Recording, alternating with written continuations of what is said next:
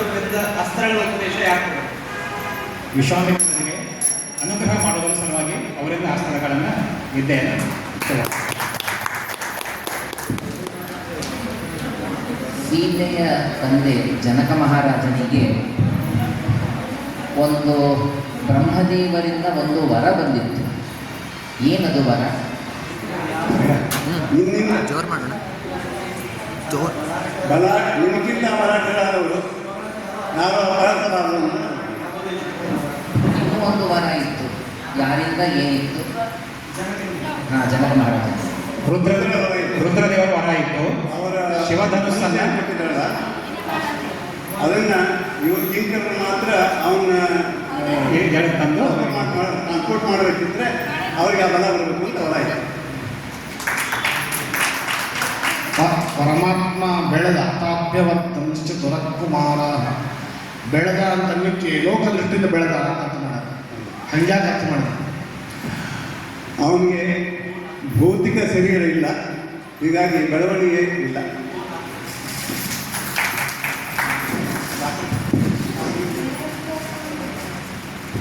ದೇಹೇಪಿ ಯತ್ರ ಪವನೋತ್ರ ಹರಿದಿಯತೋಸೋ ತತ್ರೇವ ವಾಯುರಿತಿ ವೇದವಚ ಪ್ರಸಿದ್ಧಿಂ ಅಂತ ಒಂದು ವಾಕ್ಯ.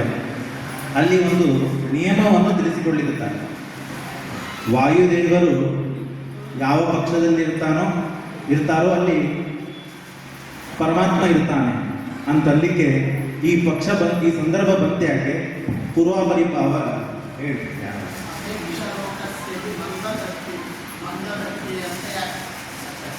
ಅಲ್ಲ, ಈ ಪ್ರಶ್ನೆ ಉತ್ತರ ದೇಹೇಪಿ ಯತ್ರ ಪವನೋತ್ರ ಹರಿದಿಯತೋಸೌ ತತ್ರೇವ ವಾಯುರಿತಿ ವೇದವಚ ಪ್ರಸಿದ್ಧಿ. ಈ ಆ ಸಂದರ್ಭದಲ್ಲಿ ಈ ನಿಯಮವನ್ನು ಹೇಳಿದರು. ಸುಗ್ರೀವನ ಜೊತೆಗೆ ಹನುಮಂತದೇವರು ಸುಗ್ರೀವನ ಜೊತೆಗೆ ಸಂಧಾನ ಮಾಡಲಿಕ್ಕೆ ಹೇಳಿದರು, ಸುಗ್ರೀವನ ರಕ್ಷಣೆ ಮಾಡಲಿಕ್ಕೆ ಹೇಳಿದರು. ಅದ್ರ ಸಲುವಾಗಿ ರಾಮದೇವರು ಹನುಮಂತೇವರು ಯಾರಿಗೆ ಹೇಳ್ತಾರೋ ಅವ್ರ ಪಕ್ಷದಲ್ಲಿ ಇರ್ತೇನೆ ಅಂತ ಹೇಳಿ ಅಲ್ಲಿ ಸುಗ್ರೀವನ ಪರವಾಗಿ ನಿಂತರು. ಇದನ್ನು ಮತ್ತೊಂದು ಉದಾಹರಣೆ ಕೊಟ್ಟ. ಇದಕ್ಕೆ ಇನ್ನೊಂದು ಉದಾಹರಣೆ ವಿಭೀಷಣ ರಾವಣನ ಪಕ್ಷದಿಂದ ಬಂದಾಗ ಹೇಳಿದವರಿಗೆ ಸ್ವೀಕಾರ ಮಾಡಿದರು. ಈಗ ಇದು ರಾಮಾವತಾರದಲ್ಲೇ ಆಯಿತು. ಇನ್ನು ಭೀಮಸೇನರಾದಾಗ ಏನು ಪ್ರಸಂಗ ಬಂತು?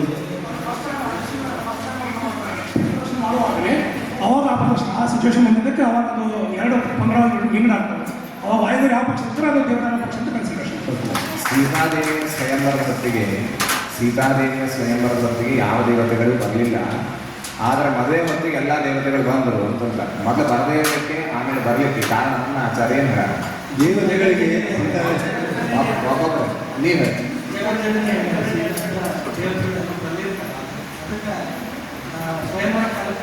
ಕರೆಕ್ಟ್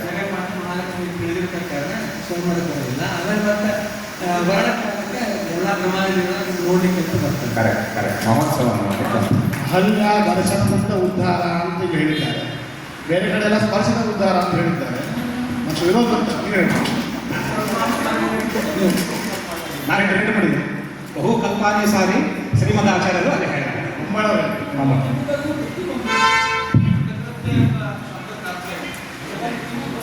ಶಬ್ದಕೃತ್ಯ ಅಥವಾ ಶಬ್ದಕ್ಕೆ ಅರ್ಥ ಏನು ಕೇಳಿದ್ರೆ ಭಗವಂತನ ಪ್ರೀತಿಕರ ಕೃತಕರ್ಮ ಭಗವತ್ ಪ್ರೀತಿಕರ ಕರ್ಮಗಳನ್ನು ಮಾಡುವುದು ಮೋಕ್ಷದಂತ ಮುಕ್ತಾನ ಅಂತ ನಿತ್ಯ ಪ್ರವೃದ್ಧಸ್ಯ ಅಂತ ಅನ್ನೋದಕ್ಕೆ ಏನು ಹೇಳಿದ್ದಾರೆ ಆಚಾರ್ಯ? ನಿತ್ಯ ಪ್ರವೃದ್ಧಸ್ಯ ಅಂತ ಹೇಳ್ಯಾರ ರಾಮನಿಗೆ ನಿತ್ಯ ಪ್ರವೃದ್ಧನಾದ ರಾಮನಿಗೆ ಇದು ವಿಶೇಷ ಕೊಡ್ಲಿಕ್ಕೆ ಕಾರಣ ಏನು ಆಚಾರ್ಯ? ದೇಶತಃ ಕಾಲತಃ ಗುಣತಃ ಪರಿಪೂರ್ಣನಾದವನು ಶ್ರೀರಾಮಚಂದ್ರ. ಅವನಿಗೆ ಉಳಿದಿಹಾಸಗಳು ಇಲ್ಲ. ಆದರೂ ಜನರ ಮಂದ ದೃಷ್ಟಿ ಒಳಗೆ ಅವನ ಗುಣಪೂರ್ಣತೆ ತಿಳಿಲಿಕ್ಕೆ ಸಾಧ್ಯ ಇಲ್ಲ ಅನ್ನೋ ಕಾರಣಕ್ಕೆ ಹೇಳಿದ್ದಾರೆ.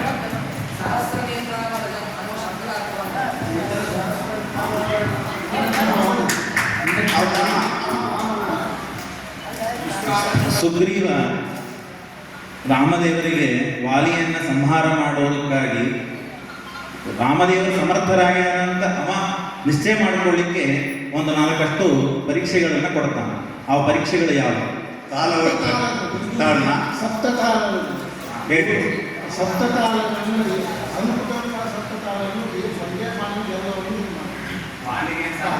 ಅಲ್ಲ, ಅದನ್ನ ಛೇದನ ಮಾಡೋದ್ರಿಂದ ಮುಂದೇನೆ ಸಪ್ತತಾಳಗಳನ್ನು ವೃಕ್ಷದಲ್ಲಿ ಒಬ್ಬರು ಯಾರು ಹೇಳ್ರಿ, ಪೂರ್ಣ ಹೇಳಿ. ವಾಲಿಗೆ ಆ 3 ಕಾರಣಗಳು, 4 ಕಾರಣಗಳು, ಒಬ್ಬೊಬ್ಬರು ಒಂದೊಂದು ಕಾರಣಗಳು ಪೂರ್ಣವಾಗಿ ಹೇಳಿ. ವಾಲಿಗೆ ಆ ತಾಲವೃಕ್ಷದ ಎಲೆಗಳನ್ನು ಅನುಭವಿಸಕ್ಕಾಗ್ತಿರಲಿಲ್ಲ.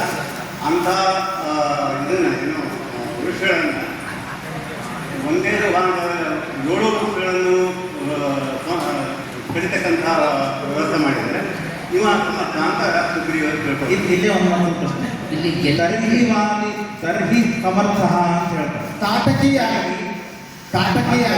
ಹೇಳ್ತಾರೆ ಅಲ್ಲ, ಕಾಟಕೀಯ ಯಾನವರಾಗಿತ್ತು, ಯಾನವರಾಗಿತ್ತು.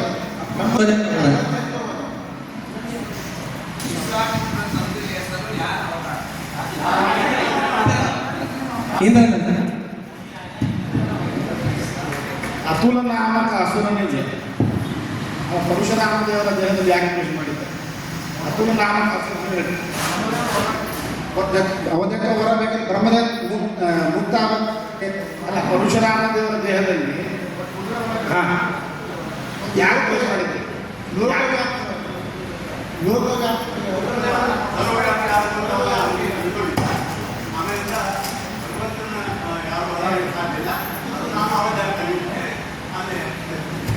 ಇಂದ್ರನ ಈಗ ಅಹಲ್ಯೆಯನ್ನು ಆಚಾರ್ಯರು ಅಹಲ್ಯೆಯ ಮಾತನ್ನು ಹೇಳ್ತಾ ಇರುವಾಗ ಸ್ವದರ್ಶನ ಮಾಂಸತಾಮುಪೇತ ಅಂತಂದ ಪುರಾಣಗಳಲ್ಲಿ, ದಾಸರ ಪದಗಳಲ್ಲಿ ಸ್ಪರ್ಶದಿಂದ ಮತ್ತು ಉದ್ಧಾರ ಮಾಡಿದ ಶ್ರೀರಾಮ ಅಂತದ.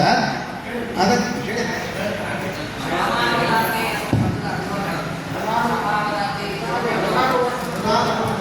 ವರ್ಷದ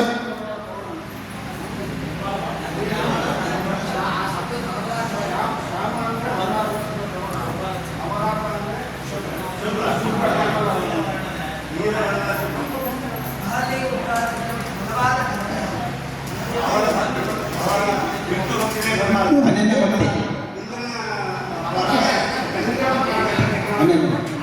ಬೇರೆ ಕಾರಣಗಳೊಳಗನೆ ಇಂದ್ರನೂ ಪ್ರಾರ್ಥನೆ ಮಾಡಿರ್ತಾನಂತ. ಅದಕ್ಕೆ ಬೇರೆ ಕಾರಣ.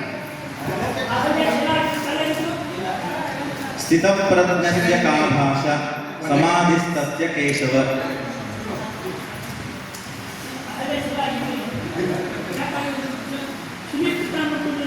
ಶಿಲಾ ಉಪಮ ಅಂತ, ಶಿಲಾ ಸದೃಶ ನಿಶ್ಚಯ. ಸ್ಥಿತಪ್ರಜ್ಞಸ್ಯ ಕಾ ಭಾಷಾ ಸಮಾಧಿಸ್ತಸ್ಯ ಕೇಶವ. ಈ ಶ್ಲೋಕದಲ್ಲಿ ಏನು ಹೇಳಿಕ್ಕೆ ಹೊರಟಿದ್ದಾರೆ? ಪ್ರಧಾನ ಅಂಶ ಸ್ಥಿತಪ್ರಜ್ಞೆ ಅಂದ್ರೆ ಅಪರೋಕ್ಷ ಜ್ಞಾನಿ ಅಂತ ಅರ್ಥ ಮಾಡ್ಯಾರ. ಅಪರೋಕ್ಷ ಜ್ಞಾನ ಕಾ ಭಾಷೆ ಶಬ್ದಕ್ಕೆ ಕಾ ಭಾಷ್ಯತೆ ಅಂದ್ರೆ ಹೆಂಗೆ, ಅವ್ರ ಲಕ್ಷಣಗಳು ಏನು? ಒಂದು ಮೊದಲ ಲಕ್ಷಣಗಳು ಏನು? ಕೇಳಿ ಮುಗಿಸಿರೋನು ಆಮೇಲೆ ಗೀತ ಕೇಳ್ತಾರೆ. ಶ್ಯಾಮಾವದಾತೆ ಇದಕ್ಕೇನಂತ ಕೇಳಿ. ಇಮಾನಿ ಕಾರ್ಯಾಣಿ ರಘುತ್ತಮಸ್ಯ ಹರೇ ವಿಚಿತ್ರಾಣ್ಯಪಿ ಅದ್ಭುತಾನಿ ಅಂತ 4ನೇ ಅಧ್ಯಾಯದ ಕೊನೆ ಶ್ಲೋಕ ಇದೆ. ಇಲ್ಲಿ ಹೇಳುವಾಗ ಆಚಾರ್ಯರು ಈ ರಾಮಚರಿತ್ರೆಯನ್ನು ಹೇಳಲಿಕ್ಕೆ ಒಂದು ಪ್ರಯೋಜನ ಹೇಳ್ತಾರೆ. ಯಾಕೆ ಹೇಳಿನಿ ಅಂತ ಹೇಳೋದು ಗೊತ್ತಿದ್ರೆ ಹೇಳಿ. ಸ್ವಕೀಯ ಕರ್ತವ್ಯ. ಕರೆಕ್ಟ್. ಪೌರಟಂ ಪಾದಪೀಠಂ. ಪೌರಟಂ ಪಾದಪೀಠಂ. ಪೌರಟ ಅಂದರೆ ಶಬ್ದಕ್ಕರ್ಥ ಏನು? ಭರತ ತಾನು ರಾಮದೇವರನ್ನ ಕರೀಲಿಕ್ಕೆ ಹೋಗ್ತಾನೆ, ಒತ್ತಾಯ ಮಾಡ್ತಾನೆ. ರಾಮದೇವರು ಬರೋದಿಲ್ಲ. ಆಗ ಭರತ ಮಾಡೋ ಕೆಲಸ ಏನು? ಆ ಸಂದರ್ಭದಲ್ಲಿ ಪೌರಟಂ ಪಾದಪೀಠಂ. ಪೌರಟ ಅನ್ನೋ ಶಬ್ದಕ್ಕರ್ಥ ನಾಡೆಲ್ಲ ಕಳಿಸಿದ್ರೆ ಆಚಾರ್ಯ ಬಂಗಾರ. ನಾವು ಆಚಾರ್ಯ ಬರ್ದಿದ್ದು ನಾಡೆಲ್ಲ ಏನವಲ್ಲ ಅಲ್ಲ, ಈಗ ಪರಶುರಾಮ ದೇವರಿಗೂ ರಾಮದೇವರಿಗೂ ಭೇದವಿದೆಯಾ? ಪ್ಲೇ ಮಾಡಲಿ ಭೇದವಿಲ್ಲ ಅಂದಮೇಲೆ ಪರಶುರಾಮ ದೇವರು ರಾಮನಲ್ಲಿ ಯುದ್ಧಕ್ಕೆ ಯಾಕೆ ಕರೆದ? ಕಳಿಸ್ತಿಗುತ್ತೆ ವಾಟ್ಸಪ್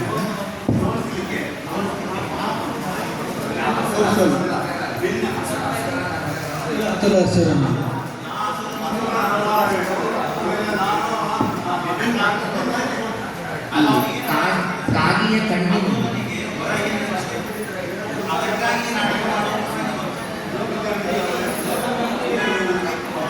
ಬ್ರಹ್ಮದೇವರಿಂದ ಅವಧ್ಯ ರುದ್ರದೇವರಿಂದ ಏನಂತ ವರ ಇರ್ತದ? ಒಳಗ್ ಪ್ರವೇಶ ಉದರದಲ್ಲಿ ಇರ್ಬೋದು ಅಂತ ಹೇಳಿ ಏನ್ ವರ ಕೊಟ್ಟಿರ್ತಾರೆ? ರುದ್ರದೇವರು ಏನ್ ವರ ಕೊಟ್ಟಿರ್ತಾರೆ? ಇಲ್ಲ ಮತ್ತೆ ಆ ರುದ್ರದೇವರು ಈಗ ಅತುಲಾಸುರ ಯಾಕೆ ರುದ್ರದೇವರನ್ನು ಕುರಿತು ತಪಸ್ಸು ಮಾಡಿದ? ಮೋಕ್ಷ ಪ್ರಾಪ್ತಿಗೆ ಅತುಲಾಸುರನಿಗೆ ಕಾಗಿಯ ಕಣ್ಣಿನಲ್ಲಿ ಒಬ್ಬ ಅಸುರ ಇದ್ದ, ಕುರಂಗ. ಇಂದ್ರಪುತ್ರನಿಗೂ ಆ ಕುರಂಗನಿಗೂ ಏನು ಸಂಬಂಧ? ಇಂದ್ರಪುತ್ರ ಜಯಂತ. ಅವನು ಅಲ್ಲೇ ಇದ್ದ. ಅಲ್ಲ, ಜಯಂತನೇ ವಾಯಸ ರೂಪದಿಂದ ಬಂದಿದ್ದ. ಜಯಂತ, ಇಂದ್ರಪುತ್ರ ಜಯಂತ ವಾಯಸ ರೂಪದಲ್ಲಿದ್ದ. ಅವನ ಕಣ್ಣಿನಲ್ಲಿ ಕುರಂಗ ಅಸುರ ಇರ್ತಾನೆ. ಕಾಗಿಗಳು ಆ ಸ್ಥಾನವನ್ನ ಅವನಿಗೆ ಕೊಡ್ಲಿಕ್ಕೆ ಏನ್ ಕಾರಣ? ಕಾಗಿಗಳ ಆ ಸ್ಥಾನವನ್ನು ಯಾಕೆ? ಅಂದ್ರೆ ಬಲಿಷ್ಠವಾಗಬಹುದು, ಅಸುರನಿಂದ ಪ್ರಬಲರಾಗಿರ್ಬೋದು ಅಂತ ಅನ್ನೋ ಉದ್ದೇಶದಿಂದ. ಮಾರೀಚನು ಮೃಗನಾಗಿ ಬಂದಾಗ ರಾಮದೇವರು ಸರ್ವಜ್ಞ ಗೊತ್ತಿರಬೇಕು, ಪ್ರಾಯಶಃ ಸೀತಾದೇವಿ ಗೊತ್ತಿರಲಿಲ್ವೋ ಏನೋ ಅನ್ನೋ ಪ್ರಶ್ನೆಗೆ ಉತ್ತರ ಕೊಟ್ಟಾರ ಈ ಸೈಡ್ ಕೇಳೋರ್ದು ಬಂತು. ಸರ್ವಜ್ಞಳು ಲಕ್ಷ್ಮೀದೇವಿ ಅವಳಿಗೆ ಮಾರೀಚ ಯಾರು ಅಂತ ಗೊತ್ತಾಗ್ಲಿಲ್ಲ ಅಂತೇನಿಲ್ಲ, ಅದು ಶ್ಲೋಕ ನೆನಪಿಲ್ಲ.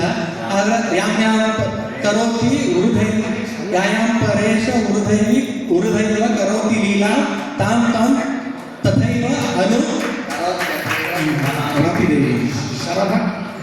ಅದ ಪರಮಾತ್ಮ ಯಾವ್ಯಾವ ಲೀಲೆಯನ್ನ ಮಾಡ್ತಾನಂತ ಅನ್ನೋದು ಅರ್ಧ ಗೊತ್ತಿರ್ತದೆ ಲಕ್ಷ್ಮೀದೇವಿಗೆ.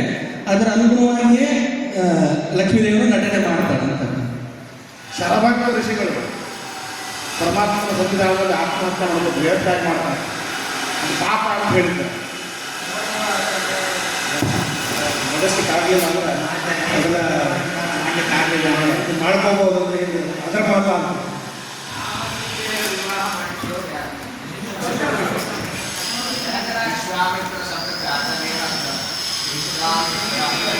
ವಿಶ್ವಾಸಮಿತ್ರ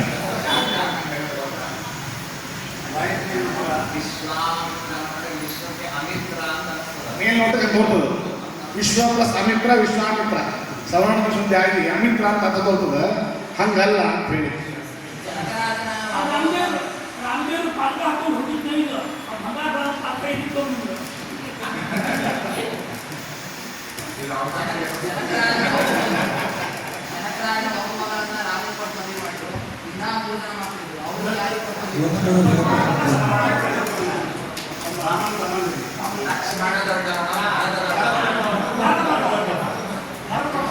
ಶಾರ್ಂಗ ಧನಸ್ಸನ್ನ ಯಾರು ಕೊಟ್ಟರು? ರಾಮದಲ್ಲಿ ಪಾಯಸ ಕೊಡೋ ಕ್ರಮದಲ್ಲಿ ಪಾಯಸ ಕೊಡೋ ಕ್ರಮವನ್ನು ನೋಡಿದಾಗ ಜಯಂತ ಕಾಗೆಯ ರೂಪದಿಂದ ಏನು ರಾಮದೇವರಿಗೆ ಅಪರಾಧವನ್ನು ಮಾಡಿದ ಸೀತಾದೇವಿಗೆ, ಆಮೇಲೆ ಅವನು ಶರಣ ಹೋದ, ಬ್ರಹ್ಮಾದಿ ದೇವತೆಗಳಿಗೆ ಶರಣ ಹೋದ. ಅವರು ಸ್ವೀಕಾರ ಮಾಡಿದ್ರ? ಯಾಕೆ ಮಾಡಲಿಲ್ಲ? ಪರಮಾತ್ಮನಲ್ಲಿ ಅಸೀಮ ಭಕ್ತಿ ಮತ್ತೆ ಅವನ ಶಕ್ತಿಯನ್ನು ಮೀರಲಿಕ್ಕೆ ಸಾಧ್ಯ ಇಲ್ಲ ಅನ್ನೋ ಅರಿವಿದ್ದರಿಂದ ಅವನು ನಿರಾಕರಿಸಿದ. ಜೊತೆಗೆ ಸುಗ್ರೀವ ಪರಮಾತ್ಮನೇ ಬಹಿಷ್ಕಾರ ಮಾಡಿದ್ದಾನೆ, ಆದ್ದರಿಂದ ಬಹಿಷ್ಕಾರ. ಸುಗ್ರೀವ ವಾಲಿ ಇಬ್ಬರು ಪರಸ್ಪರವಾಗಿ ಯುದ್ಧವಾಡಬೇಕಾದಾಗ ರಾಮಚಂದ್ರ ದೇವರು ಸುಮ್ಮನಾಗ್ಬಿಡ್ತಾರೆ. ಯಾರು ಅಣ್ಣ ಯಾರು ತಮ್ಮ ಅಂತ ನನಗೆ ಗೊತ್ತಾಗಲಿಲ್ಲ, ಅದಕ್ಕಾಗಿ ನಾನು ಬಿಟ್ಟೆ. ರಾಮಚಂದ್ರ ದೇವರಿಗೆ ಅಜ್ಞಾನವ ಏನಂತೆ? ಸೌಭಾತೃತ್ವ ಧರ್ಮವನ್ನ ಅನುಸರಿಸಿ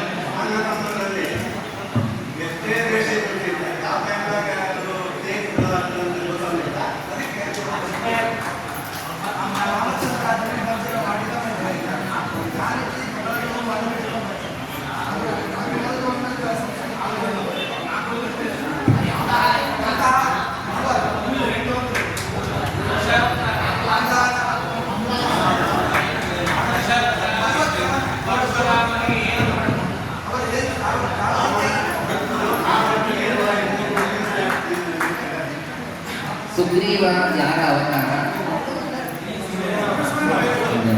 ವಾಲಿ ಯಾರ ಅವತಾರ? ಜಾಂಬವಂತ.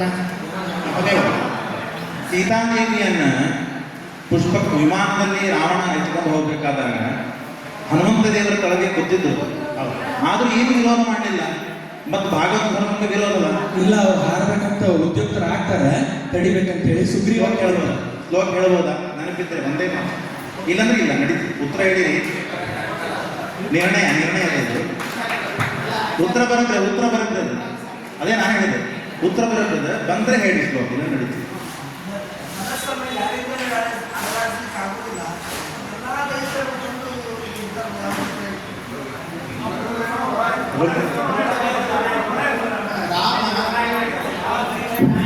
ರಾಮ ದಂಡಕಾರಣ್ಯದಲ್ಲಿ ಯಾವ ಮುನಿಗೆ ಅನುಗ್ರಹವನ್ನು ಮಾಡಿ ಮುಕ್ತಿಯನ್ನು ಕೊಟ್ಟ. ದಂಡಕಾರಣ್ಯದ ಅರಣ್ಯದಲ್ಲಿ ರಾಮದೇವರು ಬರೋ ಸಲುವಾಗಿ ಕಾಯ್ಕೊಂಡು ಕೂತಿದ್ರು ಮುನಿಗಳು, ಋಷಿಗಳು. ಯಾವ ಋಷಿಗಳು? ರುದ್ರದೇವರು ಕೊಟ್ಟಿರ್ತಾರೆ. ಅವತ್ತು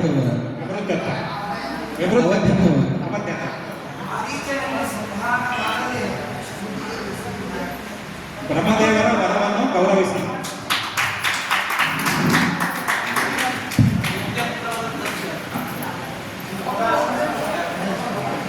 ಅರ್ಜುನ ವಿಷಾದ ಯೋಗ. ಇಲ್ಲಿಯವರೆಗೆ ತಾತ್ಪರ್ಯ ನಿರ್ಣಯದ 4 ಮತ್ತು 5 ಅಧ್ಯಾಯಗಳನ್ನು ಶಿಕ್ಷಕರು ಕೊಟ್ಟಿದ್ದಾರೆ. ವಿದ್ವಾಂಸರು ವಿಶೇಷವಾಗಿ ಪ್ರೋತ್ಸಾಹ ಮಾಡಿ ನಡೆಸಬೇಕು. ಇನ್ನೂ ಅವರು ಮುಂದೆ ಸೂತ್ರ ಭಾಷೆ ಸುಧಾ ಓದೋರಿದ್ದಾರೆ. ಅದಕ್ಕೆ ಹೆಚ್ಚಿನ ರೀತಿಯಲ್ಲಿ ಅವರಿಗೆ ಅದರಲ್ಲಿ ದೀಕ್ಷಾ ಬರಲಿ, ನಿಷ್ಠಾ ಬರಲಿ ಅಂತ ಹೇಳಿ ಆಶೀರ್ವಾದ ಮಾಡಬೇಕು. ಮುಂದೆ ಇನ್ನು ಶ್ರೀಮದ್ ಭಗವದ್ಗೀತೆಯ 2 ಮತ್ತು 3ನೇ ಅಧ್ಯಾಯಗಳ ಪ್ರಶ್ನೋತ್ತರಗಳನ್ನು ಈಗ ಪ್ರಾರಂಭ ಮಾಡಿ. ಅರ್ಜುನ ವಿಷಾದ. ವಿಷಾದ ಅಂದರೆ ವಿಷಾದ ಅಂದರೆ ಏನು ಅಂತ ಕೇಳಿದ. ಶಬ್ದಕ್ಕೆ ಅರ್ಥ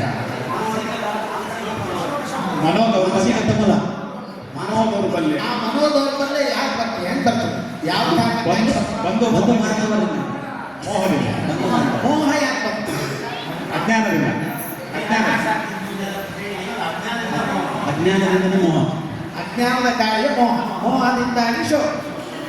ತಾತ್ಪರ್ಯದಲ್ಲಿ ಮೊದಲಿಗೆ ಧರ್ಮ ಅಂದರೆ ಏನು, ಪರಮಧರ್ಮ ಅಂದರೆ ಏನು, ಯಾವ ಧರ್ಮವಲ್ಲ ಅಂತ ಅನ್ನೋದಾಗಿ ಗೀತಾ ತಾತ್ಪರ್ಯದಲ್ಲಿ ಉಪೋತ್ಥಾನದ ಸಂದರ್ಭದಲ್ಲಿ ಹೇಳಿದ್ದಾರೆ. ಯದಾತೆ ಮೋಹ ಕಲಿಲಂ ಅಂತ ಕಡೆಗೆ ನಿರ್ವೇದ ಅಂತ ಶಬ್ದಕ್ಕೆ ಅರ್ಥ ಏನು, ಯಾಕೆ ಆ ಅರ್ಥ ಮಾಡಿದ್ದಾರೆ? 2 ಪ್ರಶ್ನೆ. ನಿರ್ವೇದ ಅನ್ನೋದಕ್ಕೆ ಅರ್ಥ ವೈರಾಗ್ಯ ಅಂತ. ಯಾಕೆ ಅರ್ಥ ಮಾಡಿದ್ರು? ವೈರಾಗ್ಯ ಅಂತಿತ್ತು, ಆದರೆ ವೈರಾಗ್ಯ ಅಂತ ಅರ್ಥ ಮಾಡಿಲ್ಲ, ನಿತರ ಲಾಭಂ ಅಂತ ಮಾಡಿದ್ದಾರೆ.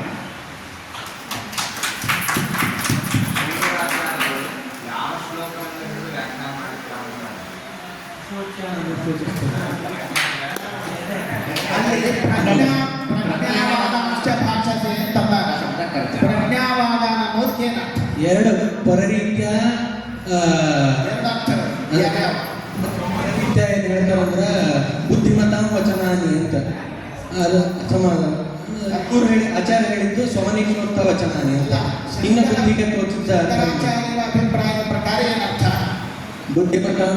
ಬುದ್ಧಿವಂತರ ವಿವೇಕಿಗಳ ಮಾತು ಅಂತ, ತ್ಯಾಗರ ಮಾತು. ಶ್ರೀಮದಾಚಾರ್ಯರ ಪ್ರಕಾರ ಏನರ್ಥ? ಭಾಷ್ಯದೊಳಗೆ ಸ್ವನಿಷ್ಠೋಕ್ತ ವಚನ. ವಚನ.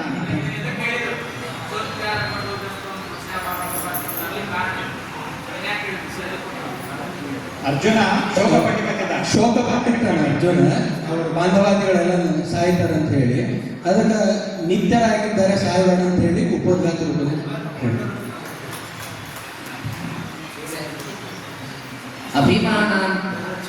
ಅಭಿಮಾನ ಅಂತನ್ನುವ ಶಬ್ದಕ್ಕೆ ಅರ್ಥ ಏನು? ವಿಷಯೇಷು ಶೋಭನಾಧ್ಯಾಸ ನಿಮಿತ್ತ ಸ್ನೇಹ, ಅರಿತ್ವಾದಿ ಭ್ರಮ ನಿಮಿತ್ತ ದ್ವೇಷಶ್ಚ, ಶರೀರೇಂದ್ರಿಯ ಅಂತಃಕರಣೇಷು ಮಮತಾತಿಶಯ ಹೇತುಕಃ ಅವಿವೇಕ. ಸಾಯುಜ್ಯ ಅಂದರೆ ಏನು?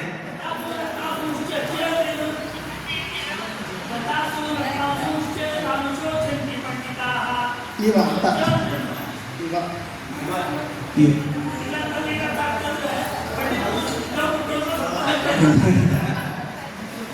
ದ್ವಿತೀಯಾಧ್ಯಾಯ ಗೀತಾ ಸತ್ತವರನ್ನು ಕುರಿತು ಅಳಬೇಡ ಅಂತ ಇದ್ದಾನೆ. ಎಲ್ಲ ಲೋಕದಲ್ಲಿ ಅಳೋದೇ ಕಂಡದಲ್ಲ. ಅಳಬೇಡ ಅನ್ನೋದು ಎಷ್ಟರ ಮಟ್ಟಿಗೆ ಸರಿ? ಯಾಕೆ ಅಲ್ಲ, ಯಾಕೆ ಅಳಬೇಡ ಅಂತ ಇದ್ದ, ಶೋಕ ಪಡಬೇಡ ಅಂತ ಇದ್ದ ಪರಮಾತ್ಮ. ಒಬ್ರೆ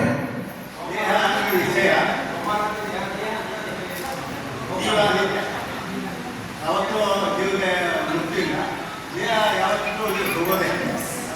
ಅದಕ್ಕೆ ಶೋಕ ಪಟ್ಟು ಏನೋ ಅರ್ಥ. ಅಚ್ಛೇದ್ಯೋಯ ವದಾಂಶೋಯಂ ಅಂತನ್ನೋ ಶ್ಲೋಕದ ವ್ಯಾಖ್ಯಾನದೊಳಗೆ ಗೀತಾ ಭಾಷೆಯಲ್ಲಿ ಭಗವಂತನ ಮಹಾತ್ಮೆ ಇಷ್ಟದ ಅಂತಂತಾರೆ ಶ್ರೀಮದಾಚಾರ್ಯ.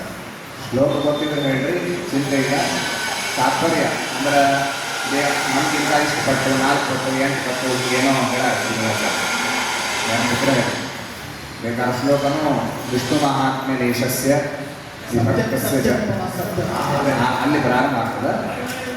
ಇನ್ನ ಅಲ್ಲ ನೈನಂ ಚಿಂತಂತಿ ಶಸ್ತ್ರಾಣಿ ಅಂತ ಹೇಳಿ ಮುಂದೆ ಅಚ್ಛೇದ್ಯೋಯಮದ ಅಕ್ಯೋಯಮ ತಂದಿದ್ದಾನೆ.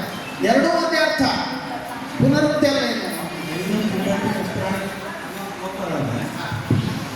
ಅಲ್ಲೇ ನಿಮಿತ್ತ ವಿಶೇಷದಿಂದಲೂ ಜೀವನಿಗೆ ನಾಶ ಇಲ್ಲ ಅಂತ ನಾವು ಹೇಳ್ತೀವಿ. ವರ್ತಮಾನಕಾಲೀನ ನಿಷೇಧವನ್ನು ಮಾಡಿದ್ದಾನೆ.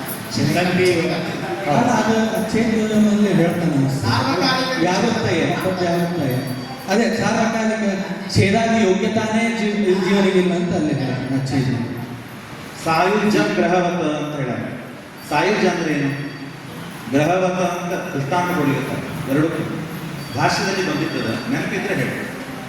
ಸಾಯುಜ್ಯ ಶಬ್ದಕ್ಕೆ ಸಾಮಾನ್ಯವಾಗಿ ಅರ್ಥ ಗೊತ್ತಿರ್ತದೆ. ಗ್ರಹವತ ಅಂತ ದೃಷ್ಟಾಂತ ಕೊಡ್ತಾರೆ.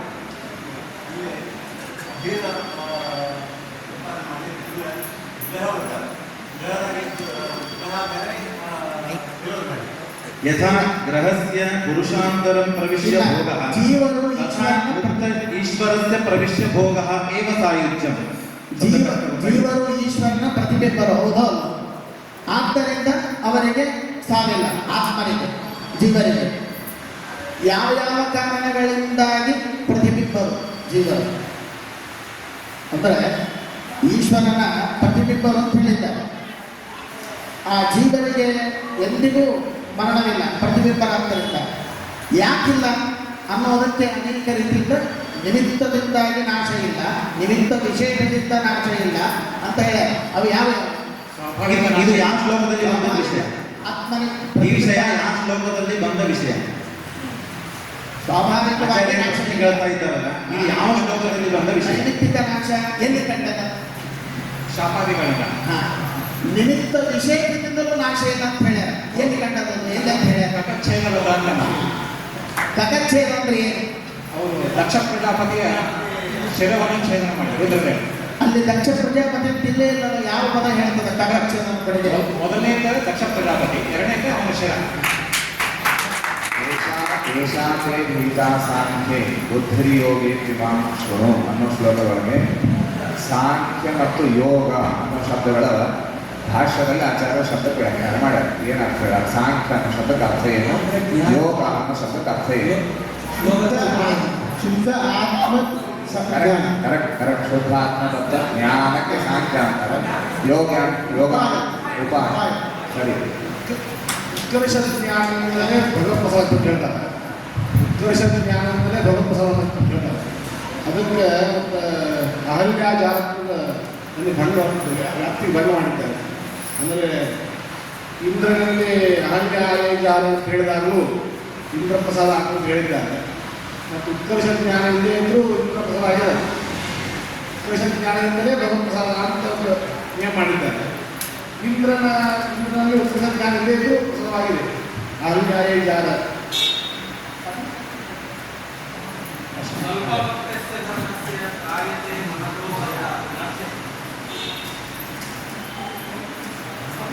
ನಿವೃತ್ತ ಧರ್ಮವನ್ನು ಸ್ವಲ್ಪವೇ ಆಚರಿಸಿದರೆ ಸಹಿತ ಮಹಾ ಭಯದಿಂದ ನಮ್ಮನ್ನು ರಕ್ಷಣೆ ಮಾಡ್ತದೆ. ಮಾತ್ರ ಸ್ಪರ್ಶಾಸ್ತು ಕೌಂಟೆ ಅನ್ನೋ ಕಡೆಗೆ ಮಾತ್ರ ಸ್ಪರ್ಶ ಅನ್ನೋದಕ್ಕೆ ಏನು ಅರ್ಥ ಮಾಡಿದ್ದಾರೆ? ವಿಷಯ ಸಂಬಂಧ, ವಿಷಯ ಸ್ಪರ್ಶ ಸಂಬಂಧ, ವಿಷಯ ಸಂಬಂಧ.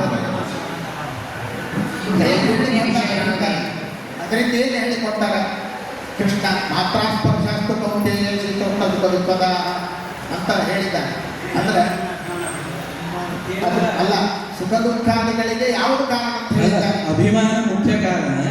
ಕೇವಲ ವಿಶೇಷ ಸಂಪರ್ಕದಿಂದ ದುಃಖ ಆಗೋದಿಲ್ಲ. ವಿಷಯ ಸಂಬಂಧದಿಂದ ಮಾತ್ರಕ್ಕೆ ದುಃಖ ಆಗೋದಿಲ್ಲ. ಅಭಿಮಾನ ನಾಸತೋ ವಿದ್ಯತೆ ಭಾವಃ ನಾಭಾವೋ ವಿದ್ಯತೆ ಸತಃ ಉಭಯೋರಪಿ ಮಿಥ್ಯೋಸ್ತಮೇಸ್ತತ್ವದರ್ಶವಿಧಿ. ಗೀತಾ ಭಾಷ್ಯದ ಪ್ರಕಾರ ಅರ್ಥ ತಾತ್ಪರ್ಯ ಹೇಳಿದ್ರೆ ಸಾಕು, ಶಬ್ದಾರ್ಥ ಬೇಡ. ಇಲ್ಲಿ ಅರ್ಥ ಏನು, ಗೀತಾ ತಾತ್ಪರ್ಯ ಎರಡೂ ಕಡೆ ಬೇರೆ ಬೇರೆ ಅರ್ಥ ಮಾಡ್ಯಾರ. ಗೊತ್ತಿದ್ರೆ ಬೇರೆ. ಗೀತಾ ಭಾಷ್ಯದೊಳಗೆ ನೀವೊಂದು ಅರ್ಥ ಹೇಳಿ. ನೀವೊಂದು ಅರ್ಥ ಹೇಳಿ. ಗೀತಾ ಭಾಷ್ಯದೊಳಗೆ ಪರಬ್ರಹ್ಮ ಮತ್ತು ಪ್ರಕೃತಿ ಅಂತ ಅರ್ಥ ಮಾಡ್ಯಾರ. ಅವು ಪರಬ್ರಹ್ಮ ಮತ್ತು ಪ್ರಕೃತಿ ಇಬ್ಬರು ಅನಾದಿನಿಸ್ತರು ಅಂತ ಹೇಳಲಿಕ್ಕೆ ಉದಾಹರಣೆ. ಗೀತಾ ತಾತ್ಪರ್ಯದ ಪ್ರಕಾರ ಗೊತ್ತಿದ್ರೆ ಭಾಷ್ಯದ ಗೊತ್ತಿದೆ ತಾತ್ಪರ್ಯ ನನಗೆ. ಅಲ್ಲಿ ಅಸತ್ಕರ್ಮದಿಂದಾಗಿ ಸ್ವರ್ಗ ಆಗೋದಿಲ್ಲ. ಅದು ಹೇಳಿ. ಹೇಳಿ. ಸತ ಮತ್ತು ಅಸತ. ಸತ್ಕರ್ಮಗಳಿಗೆ ಹಾ. ಪಾಪ ಅಥವಾ ದುಃಖ ಇಲ್ಲ, Correct. ಅಸತ್ಕರ್ಮಗಳಿಗೆ ಪುಣ್ಯ ಅದೆಲ್ಲ ಸ್ವರ್ಗ ಅಂತ ಹೇಳಿದ್ರೆ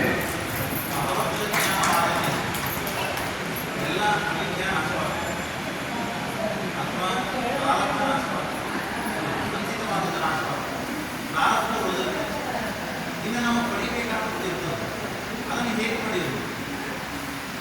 ಮೋಕ್ಷ ಜ್ಞಾನ ಆಯಿತು, ವಂಚಿತವಾದಂಥ ನಾಶವಾಯಿತು, ಪ್ರಾರಬ್ಧ ಉಳಿಯುತ್ತದೆ, ಪ್ರಾರಬ್ಧ ನಾಶ ಮಾಡಿಕೊಳ್ಳುವುದಿದೆ, ಇನ್ನು ಪಡಿಬೇಕಾಗುತ್ತದೆ ಪಡೆಯುವುದಿದೆ. ಭೋಗದಿಂದಲೇ ಪ್ರಾರಬ್ಧ ನಾಶ ಆಗ್ತದೆ.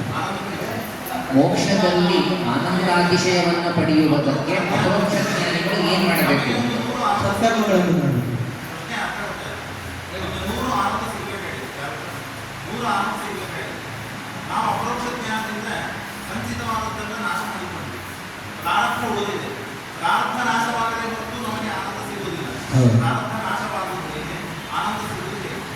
ಇಲ್ಲ, ಪ್ರಾರಬ್ಧ ನಾಶ ಅಂದ್ರೆ ಭೋಗದಿಂದಲೇ ನಾಶ ಆಗಬೇಕಾಗಿತ್ತು. ಪ್ರಾಯಶ್ಚಿತ್ತ ರೂಪವಾದಂತಹ ಸತ್ಕರ್ಮಗಳು ಅಂತ ಅವರ ಅಭಿಪ್ರಾಯ. ಹಾಂ, ಮತ್ತು ಮೋಕ್ಷದಲ್ಲಿ ಆನಂದಾತಿಶಯವನ್ನು ಪಡೆಯುವುದಕ್ಕೆ ಸತ್ಕರ್ಮಗಳನ್ನು ವಿಧಿ ಮಾಡಿದ್ದಾರೆ. ಜ್ಞಾನಯೋಗ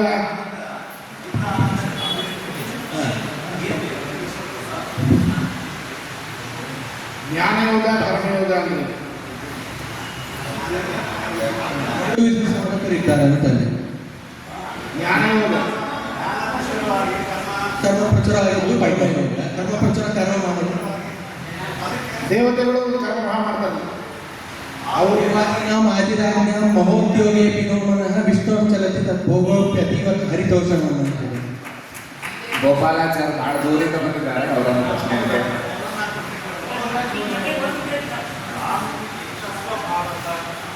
ಪ್ರತೀಕ್ಷಸ್ವ ಅಂದ್ರೆ ವಿಫಲೀಕುರು ಅಂತ.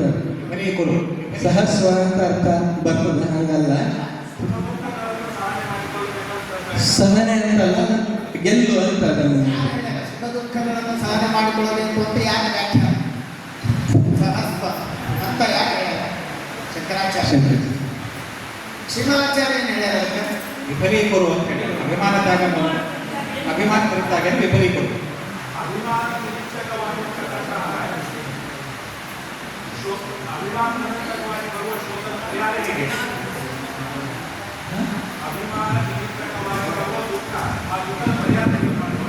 ಅಭಿಮಾನದಾಗದ ಮೂಲಕ ಜೀವನವು ದೇಹದ ಗೀತೆಯಲ್ಲಿ ಎಷ್ಟು ಅಧ್ಯಾಯಗಳಿವೆ? ಸೂರಜ ಜೀವನು ದೇಹಧಾರಣೆಯನ್ನು ಮಾಡ್ತಾನೆ. ವಿನಾಯಕ ಮೊದಲನೇ ಅಧ್ಯಾಯದ ಅರ್ಥ ಏನು? ಏನು ಹೆಸರದ? ಎರಡನೇ ಅಧ್ಯಾಯದ್ದು ಜೀ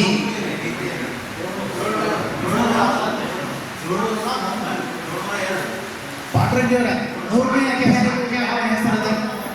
ಮೂರನೇ ಅಧ್ಯಾಯಕ್ಕೆ ಏನು ಹೆಸರದ? ನಾಲ್ಕನೇ ಅಧ್ಯಾಯಕ್ಕೆ ಜ್ಞಾನ ಯೋಗ. ಐದನೇ ಅಧ್ಯಾಯಕ್ಕೆ ಪವನ. ಐದನೇ ಅಧ್ಯಾಯ ಕರ್ಮ ಸನ್ಯಾಸ ಯೋಗ. ಆರನೇ ಅಧ್ಯಾಯಕ್ಕೆ ಅಲ್ಲ ಉಲ್ಟಾ ಇಲ್ಲ ಅಲ್ಲ ಷಟ್ಕಗಳು 18 ಅಧ್ಯಾಯಗಳು ಷಟ್ಕ ತ್ರಿಕಗಳನ್ನು ಮಾಡಿದ್ದಾರೆ. 6 ಒಳಗೆ ಏನೇನು ಮಾಡ್ಯಾರ ಹೇಳಿ?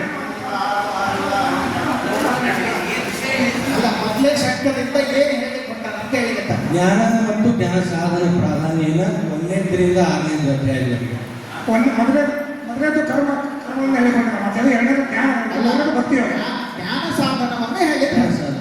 ಜ್ಞಾನ ಸಾಧನ ಯಾವ್ಯಾವ? ಜ್ಞಾನಕ್ಕೆ ಅಪರೋಕ್ಷ ಜ್ಞಾನಕ್ಕೆ ಸಾಧನ ಯಾವ ಅಪರೋಕ್ಷ ಜ್ಞಾನ? ನಿಷ್ಕಾಮ ಕರ್ಮದಿಂದ 2 ಸಾಧನ ಹೇಳ್ಯಾರ ಶ್ರೀಮದಾಚಾರ್ಯ ಅಪರೋಕ್ಷ ಜ್ಞಾನ. ಅಂತರಂಗ ಸಾಧನ, ಬಹಿರಂಗ ಸಾಧನ. ಬಹಿರಂಗ ಸಾಧನ ಯಾವುದು? ನಿವೃತ್ತ ಕರ್ಮಾನುಷ್ಠಾನ. ಅಂತರಂಗ ಸಾಧನ ಯಾವುದು?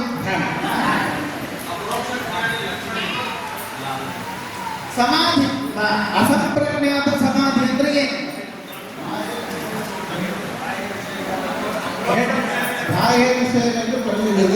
ಎರಡನೇ ಶಬ್ದದಾಗ ಪ್ರಾಧಾನ್ಯನ ಭಗವಂತ ಕೊನೆಯೊಳಗೆ ಸಂಕ್ಷೇಪ ವಿವಿಚ್ಯ ಕೆಲವೊಂದು ಕಡೆ ಸಂಕ್ಷೇಪ ಕೆಲವೊಂದು ವಿವಿಚ್ಯ ಹೇಳಿ ಅನಂತ ತ್ರೈಗುಣ್ಯಗಳನ್ನು ಕೆಲವೊಂದು ಈ ಥರ ವಿಸ್ತಾರವಾಗಿ ಹೇಳಿ ಮೂರನೇ ಶಬ್ದಗಳಿಗೆ ಬ್ರಹ್ಮಜ್ಞಾನೇನವ ಮುಕ್ತಿ ಪ್ರಯಾಗ ಮರಣೇನವ ಅಂತ ಸ್ಮೃತಿಯನ್ನು ಕೊಟ್ಟಾರೆ ಆಚಾರ್ಯರು. ಅಲ್ಲಿ ಏನು ಹೇಳಿಕತ್ತಾರೆ, ಏನು ಹೇಳಬೇಕು, ಅದಕ್ಕೇನು ಅರ್ಥ, ಮೇಲ್ನೋಟಕ್ಕೆ ಏನು ಆಪಾತತಃ ಆ ಸ್ಮೃತಿಗೆ ಏನು ತೋರ್ತದೆ, ಅದಕ್ಕೇನು ಅರ್ಥ ಹೇಳಿ.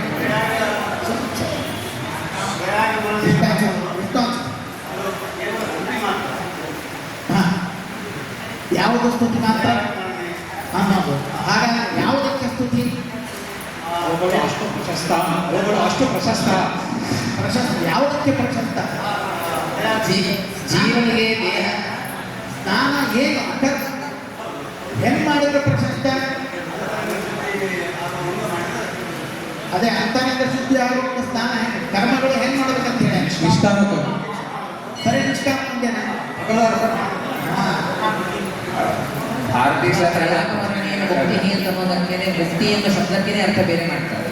ಪ್ರಯಾಗಮರಣೇನ ಮುಕ್ತಿ ಅನ್ನೋ ಕಡೆಗೆ ಮುಕ್ತಿ ಅನ್ನೋ ಶಬ್ದಕ್ಕೆ ಪರಮೋಕ್ಷ ಅಂತ ಅರ್ಥ ಅಲ್ಲ, ಇನ್ನೊಂದು ಅರ್ಥ ಮಾಡ್ತಾರೆ. ಪಾಪದಿಂದ ಮುಕ್ತಿ ಪಾಪಗಳಿಂದ ಅಲ್ಲ, ಪ್ರಯಾಗ ಬ್ರಹ್ಮಜ್ಞಾನದಿಂದ ಆದರೂ ಮುಕ್ತಿ ಅಥವಾ ಪ್ರಯಾಗ ಮರಣದಿಂದ ಆದರೂ ಮುಕ್ತಿ ಅಂತ ಹೇಳಿದ್ರೆ ಮುಕ್ತಿಗೆ ಅನೇಕ ಸಾಧನೆಗಳು ಹೇಳ್ತಾ ಇದೆ ಅಂದ್ರೆ ತಪ್ಪೇನು? ಯಾಕೆ ಹೇಳಬಾರದು? ಮುಕ್ತಿನೇ ಹೇಳ್ತಾ ಇದೆ ಅಂತ ಹೇಳಿದ್ರೆ ಮುಕ್ತಿ ಯಾವಾಗಲೂ ಜ್ಞಾನದಿಂದಲೇ ಸಾಧ್ಯ, ಬೇರೆ ಯಾವುದೂ ಇಲ್ಲ. ಯಾವ ಪ್ರಮಾಣ ಏನು ವಾಕ್ಯ ಅದು? ಪರೋಕ್ಷ ಜ್ಞಾನ. ಜೀವನು ತನ್ನ ಕರ್ಮಕ್ಕನುಗುಣವಾಗಿ ಹೊಸದಾದ ದೇಹವನ್ನು ತಾಳ್ತಾನೆ. ಅವನು ಈ ದೇಹ ಉಪಯುಕ್ತ ಅಂತ ತಿಳಿದುಕೊಂಡು ಮತ್ತೆ ಮತ್ತೆ ಹೊಸ ದೇಹವನ್ನು ಪಡಿತಾನೆ. ಇದಕ್ಕೆ ಒಂದು ದೃಷ್ಟಾಂತ ಕೊಟ್ಟಿದ್ದಾರೆ. ಏವಂ ಪ್ರವರ್ತಿತ ಚಕ್ರಂ ಅಂತ ಹೇಳಿದ್ದಾರೆ. ಏನು ಪ್ರವರ್ತಿತ ಚಕ್ರ ಏನು? ಆ ಜಗಚ್ಚಕ್ರವನ್ನ ಹೇಳಿ. ಜಗಚ್ಚಕ್ರ ಹೇಳಿ. ಆ ಜಗಚ್ಚಕ್ರವನ್ನು ಯಾರು ನಾಶ ಮಾಡ್ತಾರೆ ಅವ್ರಿಗೇನು ಅಲ್ಲ, ಅದೇ ಜಗಚ್ಚಕ್ರ ಹೇಳಿ ಹೇಳಿ. ಜಗಚ್ಚಕ್ರ ಯಾರು? ಭೂತಾನಿ ಪರ್ಜನ್ಯ ಸಂಭವ ಯಜ್ಞ ಭವತಿ ಪರ್ಜನ್ಯ ಯಜ್ಞ ಕರ್ಮ ಸಮುದ್ಭವ ಕರ್ಮ ಬ್ರಹ್ಮಾಕ್ಷರ ಸಮುದ್ಭವ ಇಷ್ಟು ತಸ್ಮಾತ್ ಸರ್ವಗತಂ ಬ್ರಹ್ಮ. ಆಯ್ತು, ರೌಂಡ ಚಕ್ರ ಮಾಡಿ ತೋರಿಸ್ರಿ. ಅಲ್ಲ, ಈಗ ಅನ್ನಾಭವಂತಿ ಭೂತ, ಭೂತಗಳು ಎದರಿಂದ ಹೋಗ್ತವೆ ಪಾಂಡವ್ಯರು, ಜೀವರು ಎದರಿಂದ ಹೋಗ್ತಾರೆ? ಜೀವನ ಉತ್ಪತ್ತಿಗೆ ಅನ್ನ ಎದರಿಂದ ಹೋಗ್ತದ? ಪರ್ಜನ್ಯ ಎದರಿಂದ? ಯಜ್ಞ ಎದರಿಂದ? ಕರ್ಮ ಅಂದ್ರೆ ಏನು? ಹೇಗೆ ಯಜ್ಞ ಅಂದ್ರೆ ಕರ್ಮ, ಯಜ್ಞ ಕರ್ಮಗಳು ಕರ್ಮದಿಂದ. ಕರ್ಮ ಅಂದ್ರೆ ಏನು ಅಂತ ಹೇಳ್ಯಾರ? ಅವಾಂತರ ಕರ್ಮ, ಆ ಯಜ್ಞೋಪಯುಕ್ತವಾದ ಕ್ರಿಯೆಗಳು. ಆ ಕರ್ಮ ಎದರಿಂದ? ಬ್ರಹ್ಮ ಎದರಿಂದ? ಬ್ರಹ್ಮ ಹುಡ್ತಾನ? ವೇದಗಳು ಚಕ್ರ ಆಯ್ತು ಅಲ್ಲ? ಅಸ್ಯ ಕಾರ್ಯಂ ನ ವಿದ್ಯತೆ ಅನ್ನೋದಕ್ಕೆ ಪರರು ಮಾಡುವ ಅರ್ಥ ಏನು? ಈ ಚಕ್ರವನ್ನು ನಾಶ ಮಾಡಿ ಪಾಪಗಳಿಲ್ಲ. ಏವಂ ಪ್ರವರ್ತಿತ ಚಕ್ರ ನಾನು ಅರ್ಥೇಯ ಅಗಾಯು ವಿಕ್ರಿಯಾನಾಮ. ಅವನ ಜಗತ್ತಿನ ವಿನಾಶಕ್ಕೆ ಕಾರಣನಾಗುವುದರಿಂದ ಅವನ ಆಯು ಪಾಪಕ್ಕೆ ಕಾರಣ ಸಾಧನ ಆಗ್ತದೆ. ಅದಕ್ಕೆ ಅವನಿಗೆ ಅಘಾಯು. ನಾನು ಮತ್ತೆ ಕೇಳಿದ್ದೇನೆ,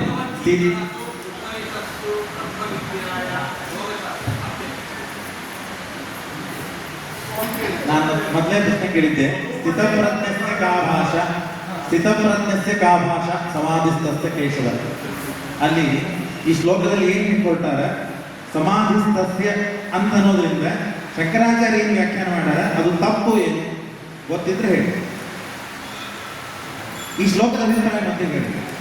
ಸ್ಥಿತಪ್ರಜ್ಞಸ್ಯ ಕಾ ಭಾಷಾ, ಕಾ ಭಾಷಾ ಅಪರೋಕ್ಷ ಜ್ಞಾನಿಯ ಲಕ್ಷಣವೇನು ಅನ್ನೋದು ಈ ಪ್ರಶ್ನೆ.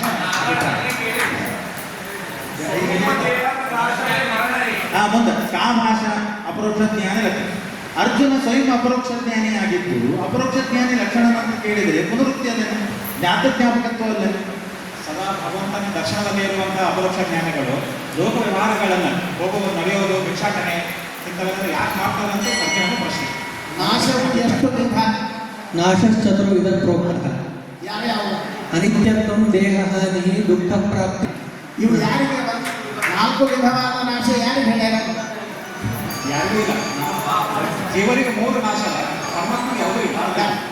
ಮೈ ಸರ್ವಾಣಿ ಕರ್ಮಾಣಿ ಸನ್ಯಸ್ಯ, ಅಲ್ಲಿ ಸನ್ಯಾಸ ಅನ್ನೋ ಶಬ್ದಕ್ಕೆ ಅರ್ಥ ಏನು? ಅದರೊಳಗೆ 2 ಅಂಶಗಳಿವೆ.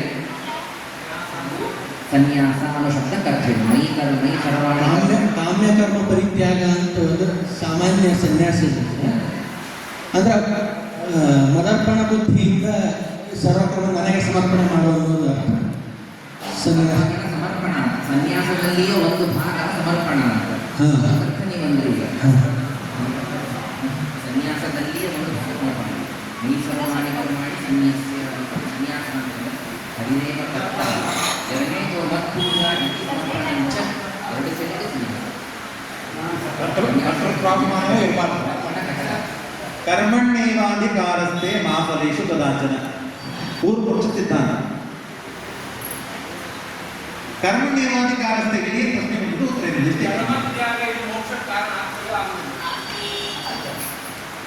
ಸರ್ವತ ಇಲ್ಲ. ಅಲ್ಲ ಅಲ್ಲ, ಇದು ಸರ್ವಪ್ರಸಿದ್ಧ. ಕರ್ಮಣ್ಯೇವಾಧಿಕಾರಸ್ಥೆಗೆ ಹೇಳಿಕೊಟ್ಟಾರೆ. ಅಂದ್ರೆ ಜೀವರು ಕರ್ಮ ಮಾಡ್ಲಿಕ್ಕೆ ಮಾತ್ರ ಜೀವರಿಗೆ ವಿಧಿ ಇದೆ ಅಂತ ಹೇಳಿ ಹೊರಟಾರೆ. ಕಿಂತು ಫಲದ ವಿಷಯದಲ್ಲಿ ವಿಧಿ ಇಲ್ಲ ಅಥವಾ ಸ್ವಾತಂತ್ರ್ಯ ಇಲ್ಲ. ಫಲದ ವಿಷಯದಲ್ಲೋ ಅಥವಾ ಫಲ ಕಾಮಿಸುವ ವಿಷಯದಲ್ಲಿ ಆಮೂಲ್ಯಮಾನ ಮಚಲ ಪ್ರತಿಷ್ಠಂ ಅಂತ ಹೇಳಿ ಅದರಿಂದ ಏನು ಹೇಳಿ ಕೊಟ್ಟಪ್ಪ? ಸಮುದ್ರ ದೃಷ್ಟಾಂತದಿಂದ ಅಲ್ಲ, ದೃಷ್ಟಾಂತ ಹೆಂಗ್ ಕೊಟ್ಟಾಗ ಸಮುದ್ರ ಸಮುದ್ರ ದೃಷ್ಟಾಂತ. ಯಾರಿಗೆ ಏನು ಹೇಳಿ ಕೊಟ್ಟ? ಜೀವನಿಗೆ ಅದರಲ್ಲಿ ಅಪರೋಕ್ಷ ಜ್ಞಾನಿಗಳೇ ಕೊಡ್ತಾನೆ. ಅದಕ್ಕೆ ದೃಷ್ಟಾಂತ ಕೊಡ್ತಾರೆ. ಅಪರೋಕ್ಷ ಜ್ಞಾನಿ ಅಪರೋಕ್ಷ ಜ್ಞಾನಿಗಳಿಗೆ ಮಾಡುವಂಥ ವಿಷಯ ಸಂಬಂಧಿಗಳ ಭೋಗವನ್ನು ಮಾಡುವಂಥ ದೃಷ್ಟಾಂತ ಕೊಡ್ತಾರೆ. ಹೇಗೆ ಅದು ಹೆಂಗೆ ಸಮನ್ವಯ? ಸಮುದ್ರದ ದೃಷ್ಟಾಂತದೊಂದಿಗೆ ಹೆಂಗೆ ಅಪರೋಕ್ಷ ಜ್ಞಾನಿಗೆ? ಹೇಗೆ ಸಮುದ್ರದಲ್ಲಿ ಅಪಾರ ಜಲರಾಶಿ ಬಂದರೂ ಸಮುದ್ರ ಹಿಗ್ಗುವುದಿಲ್ಲ ಸ್ವಾಮಿ, ಹಾಗೆ ಜಲರಾಶಿ ಬಂದರೂ ಕುಗ್ಗುವುದಿಲ್ಲ. ಸೊ ಹಾಗೆ ಅಪರೋಕ್ಷ ಜ್ಞಾನಿ ಕೂಡ ವಿಷಯಗಳ ಸಂಬಂಧದಿಂದ ಬರುವಂಥ ಹಾನಿ ವೃತ್ತಿ ಹಾಸಕ್ಕೆ ಹಿಗ್ಗದೆ ಕುಗ್ಗದೆ ಇರುವುದರಿಂದ ಅದಕ್ಕೆ ಆಪೋಣ ಮಾಡ್ತಾರೆ.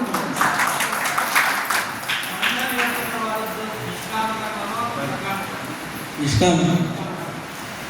ಗುಣಾಃ ಗುಣೇಶು ವರ್ತಂತೆ. ಏನಿದರ ಅರ್ಥ? ಗುಣಗಳು ಗುಣಗಳಲ್ಲಿದೆ ಅಂತ. ಇಂದ್ರಿಯಗಳು ಅಂದ್ರೆ ಗುಣಗಳಲ್ಲಿ ಅಂದ್ರೆ ಏನು? ಗುಣ ಅಂದ್ರೆ ಇಂದ್ರಿಯಗಳು. ಇಂದ್ರಿಯಗಳು ಗುಣ ಅಂದ್ರೆ ಗುಣಿ ವಿಷಯ. ಪ್ರಕೃತಿ ಗುಣೈ ಕ್ರಿಯಮಾಣಾನಿ. ಪ್ರಕೃತಿ ಅಂದ್ರೆ ಯಾವುದು? ಪ್ರಕೃತಿಯ ಗುಣಗಳು ಅಂದ್ರೆ ಯಾವುದು? ಸತ್ವರಜ ತಮ್ಮ ಗುಣಗಳು.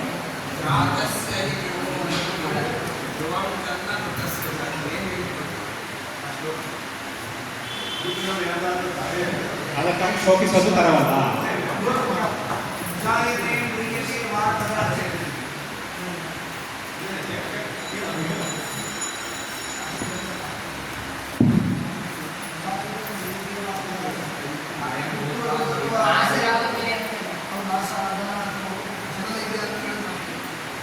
ಆತ್ಮನಿಗೆ ನಾಶ ಆದ ಎನ್ನುವುದಕ್ಕೆ ಅದು ಶ್ರುತಿ ಪ್ರಮಾಣ. ಅಚಲೋಯಂ ಸನಾತನ ಅನ್ನೋ ಕಡೆಗಿರುವ ಸನಾತನ ಪದಕ್ಕೆ ಅರ್ಥವೇನು? ಜೀವರು ಹೆಂಗ? ನಾದ ಅಲ್ಲ, ಜೀವರು ಅರ್ಥ ವಿಧಿಬದ್ಧರಾಗಿದ್ದರಿಂದ. ವಿಧಿಬದ್ಧರಾಗಿದ್ದ ಅದೇನು ಪ್ರಮಾಣ ವಾಕ್ಯ ಯಾರಿಗಾರು ಬರ್ತದ? ವಿಧಿ ನಿಷೇಧ ಪಾತ್ರರಾಗದ್ದರಿಂದ ಸನಾತನ. ಸಾಂಖ್ಯ ಪಾಪವನ್ನ ಪ್ರಧಾನವಾಗಿ ಮಾಡಿಸುವಂತಹದ್ದು ಯಾವುದು? ಕಾಮ. ಮತ್ತೆ ಕಾಮನೂ ಹೌದು, ಕ್ರೋಧನೂ ಹೌದು ಅಂತಾರಲ್ಲ. ಕಾಮ ಶ್ರೇಷ್ಠ ಅಂತ ಪ್ರತಿಪಾದನೆ ಮಾಡಿದ್ದಾರೆ. ಅಂದ್ರೆ ಕಾಮ ಪ್ರಬಲ ಅಂತ. ಸರಿ. ಮತ್ತೆ ಕಾಮ ಏಷಃ ಕ್ರೋಧ ಏಷಃ ಎರಡೂ ಅಂತ ಹೇಳಿದಾರಲ್ಲ. ಕ್ರೋಧನೂ ಹೌದು, ಕಾಮನೂ ಹೌದು, ಎರಡೂ ಒಂದೇ ನಾವು. ಅಲ್ಲ, ಮತ್ತೆ ಅರ್ಥ ಏನು? ಸಂಜಾಯತೆ ಕಾಮ ಕಾಮ ತಜ್ಜನ್ಯ ಕೂಡ ಕ್ರೋಧವನ್ನು ಕಾರಣ ಅಂತ ಹೇಳ್ತಾರೆ. ನಮೇ ಪಾಪ್ತಾಸ್ತಿ ಕರ್ತವ್ಯ ಎಂಬ ಶ್ಲೋಕ ಹೇಳ್ಕೊಟ್ಟಿದ್ದಾರೆ. ನಮೇ ಪಾಪ್ತಾಸ್ತಿ ಕರ್ತವ್ಯ. ನಾನು ಸ್ವತಃ ನಾನು ಅಭೇದ.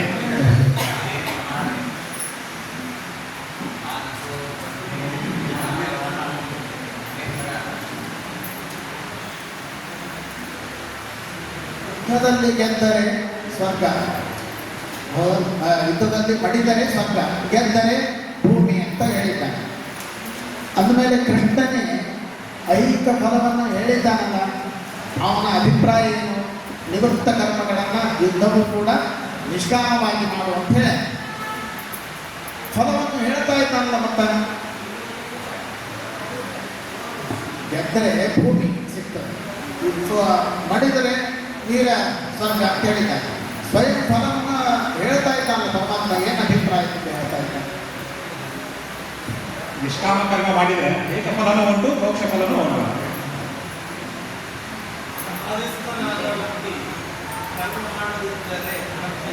ಇಲ್ಲ,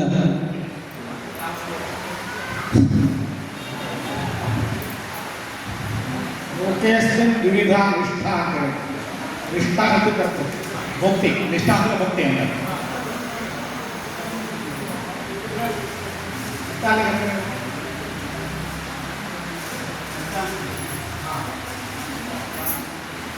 ಕಲಿಯುಗದಲ್ಲಿ ಅತ್ಯಂತ ಫಲಪ್ರದವಾದ ಧರ್ಮ ಯಾವುದು? ವೈಷ್ಣವ ಧರ್ಮ.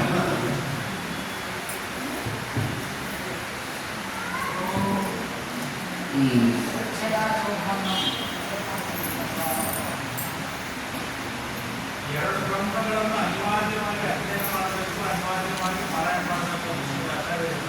ಧ್ಯೇಯಂ ಪಾಠ್ಯಂಚ ದ್ವಯಂ ಅಂತ ಮಹಾಭಾರತ ಮತ್ತು ಗೀತಾ. ವಿಷ್ಣು ಸಹಸ್ರನಾಮ, ವಿಷ್ಣು ಸಹಸ್ರ, ಗೀತಾ.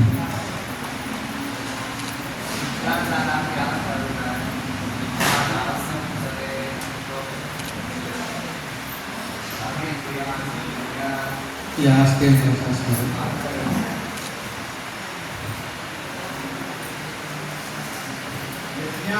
ಕ್ರಮಣೋನ್ಯತ್ರ ಎನ್ನುವಲ್ಲಿ ಎರಡನೇ ಶಬ್ದ ವಿಷ್ಣು ಅಂತ ಅರ್ಥ.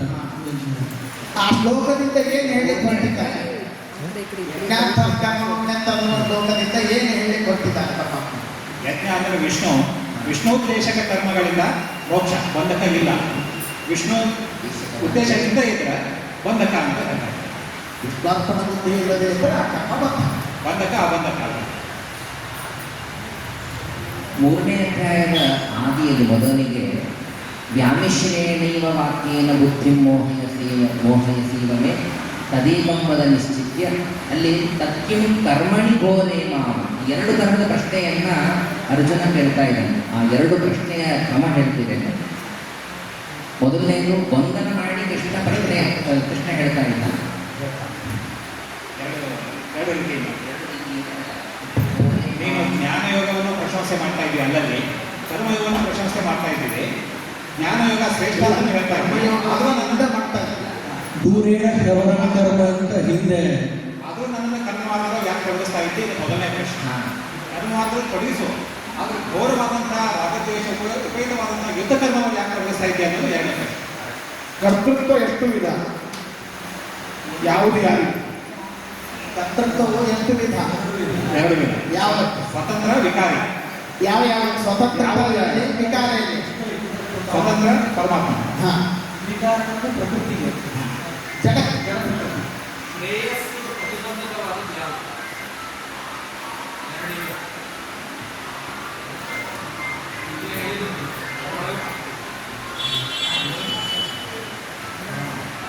ಸಕಾಮ ಕರ್ಮ ಪ್ರತಿಬಂಧಕ. ಇನ್ನೊಂದು ಯಾವುದು?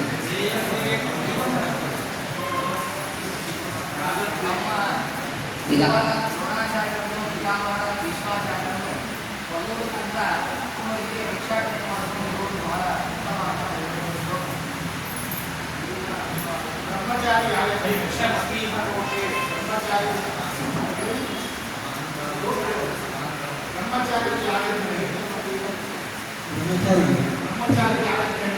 ಸ್ವಾಧ್ಯಾಯ.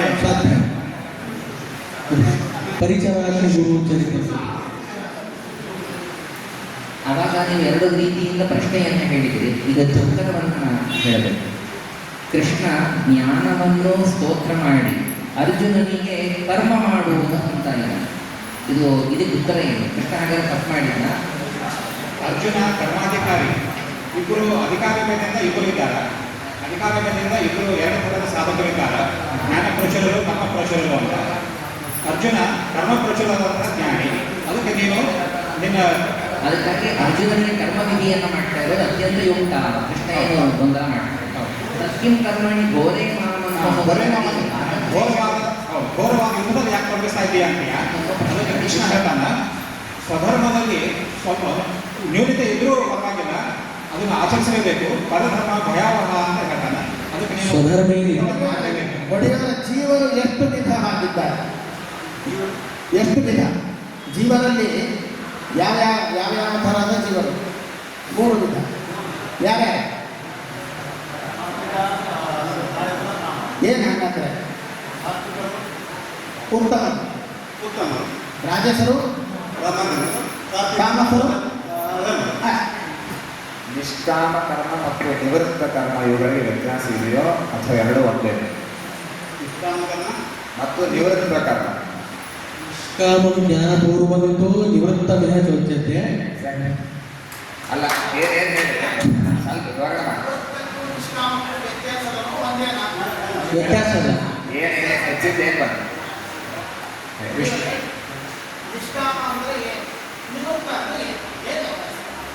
ನಿಷ್ಕಾಮ ಅಂತ ಹೇಳಿದ್ರೆ ಕಾಮನೆ ಫಲ ಅಪೇಕ್ಷೆ ಮಾಡದೇ ಇರೋದು ನಿಷ್ಕಾಮ. ನಿವೃತ್ತ ಅಂತ ಹೇಳಿದ್ರೆ ಭಗವದರ್ಪಣ ಬುದ್ಧಿಯಿಂದ ಮಾಡೋದು. ಅದೇ ಭಗವದರ್ಪಣ ಬುದ್ಧಿ ಅಜ್ಞಾನ. ಕಾಮ ಅಪೇಕ್ಷೆ ಮಾಡದೆ ಭಗವದರ್ಪಣ. ಮೋಕ್ಷಕ್ಕೆ ನೈಷ್ಕರ್ಮ್ಯ ಅಂತ ಶಬ್ದ ಇದೆ. ಅಂದ್ರೆ ಇದರ ಅರ್ಥ ಕರ್ಮವನ್ನ ಪೂರ್ಣ ಬಿಟ್ಟರೆ ಮೋಕ್ಷವನ್ನ ಪಡೀಲಿಕ್ಕೆ ಸಾಧ್ಯ ಇದೆ. ಸರಿನಾ ಈ ಅರ್ಥ? ಯಾಕೆ? ಅನಿಷ್ಟ ಕರ್ಮಗಳನ್ನು ಬಿಡೋದು. ಕರ್ಮವನ್ನು ಬಿಡ್ತೀವಿ ನಾವು, ಒಟ್ಟಾರೆ ಕರ್ಮವನ್ನು ಮಾಡೋದಿಲ್ಲ. ಹಿಂದೆ ಮಾಡಿದ ಕರ್ಮಗಳನ್ನು ಭೋಗಿಸಿ ಬಿಡ್ತೀವಿ, ನನಗೆ ಮೋಕ್ಷ ಆಗತ್ತೆ.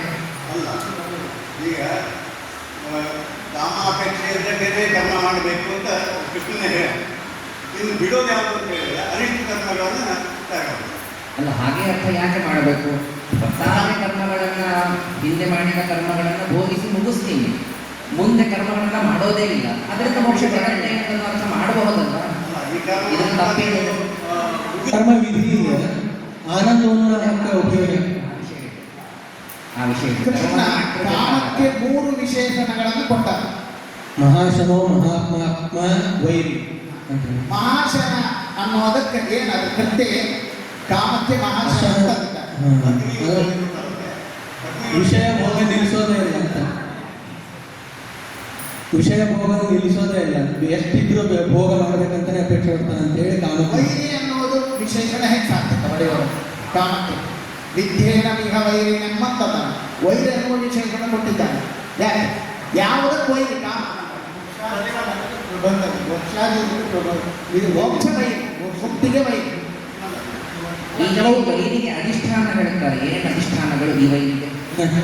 ಈ ವೈರಿಗೆ ಅಧಿಷ್ಠಾನಗಳು. ಕಾಮ ಎಂಬ ವೈರಿ ಎಲ್ಲಿ ದೇಹ, ಮನಸ್ಸು, ಇಂದ್ರಿಯ. ಕೆಲವೊಂದು ಬ್ರಹ್ಮಚಾರಿ ಕೆಲವೊಂದು ಹೇಳಿದ್ದಾರೆ, ಸನ್ಯಾಸಿ ಕೆಲವೊಂದು ಹೇಳಿದ್ದಾರೆ, ವಾನಪ್ರಸ್ಥ ಎಲ್ಲರೂ ಸರ್ವಸಾಧಾರಣವಾದ ಇದನ್ನು ಹೇಳಿದ್ದಾರೆ. ಶಮದಮಾದಿಗಳು ಎಲ್ಲರಿಗೂ ಸಮಾನ. ಅನ್ನದಾನ, ಅಭಯದಾನ, ವಿದ್ಯಾದಾನ, ಅಭಯದಾನ.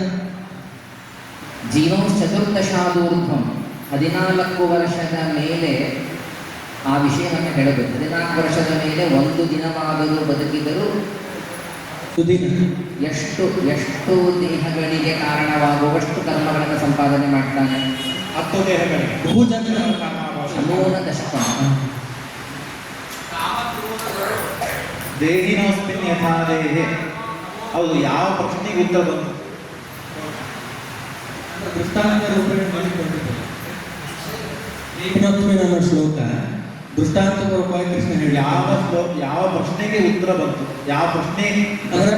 ಜೀವರು ನಿತ್ಯರು ಅಂತ ಕೃಷ್ಣ ಹೇಳಿಕೊಟ್ಟ ನಂತರ ಅನ್ನೋ ಶ್ಲೋಕದಿಂದ ಹೆಂಗೆ ದೇಹಿನೋಸ್ಮಿನ್ ಯಥಾ ದೇಹೆ ಕೌಮಾರಂ ಯೌವನಂ ಜರ ತಥಾ ದೇಹಾಂತರ ಪ್ರಾಪ್ತಿ. ತಥಾ ದೇಹ ಯಥಾ ಇಲ್ಲಿ ತಥಾ ದೇಹಾಂತರ ಪ್ರಾಪ್ತಿ. ಅಲ್ಲ,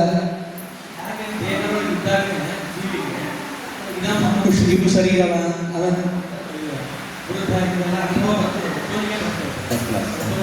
ಅದೇ ರೀತಿಯಾಗಿ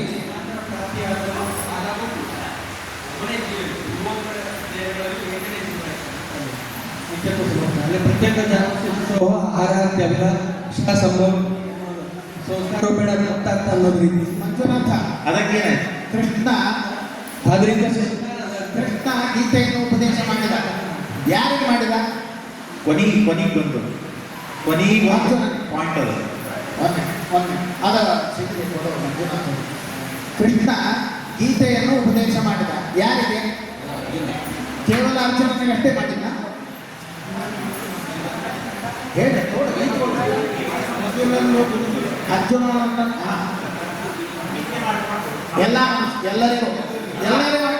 ಎಲ್ಲರಿಗೂ ಅಂದ್ರೆ ಯಾರಿಗೆ? ಎಲ್ಲರಿಗೂ, ಅಯೋಗ್ಯರಿಗೂ ಯೋಗ್ಯರಿಗೂ ಎಲ್ಲರಿಗೂ. ಉತ್ತಮ ಅಲ್ಲ ಯಾವಾಗ ಮಾಡಿದ? ಅಲ್ಲ ಅಮಿಷ ಯಾವಾಗ ಮಾಡಿದ? ಯಾವಾಗ ಮಾಡಿದ? ಮನೆಯೊಳಗೆ ಉತ್ತರ ಮಾಡಿದ್ನು. ಭೂಮಿಯೊಳಗೂ ಯಾವಾಗ ಮಾಡಿದ? ಯುದ್ಧ ಆದಮೇಲೂ ಯುದ್ಧ ಮಧ್ಯದೊಳಗೂ.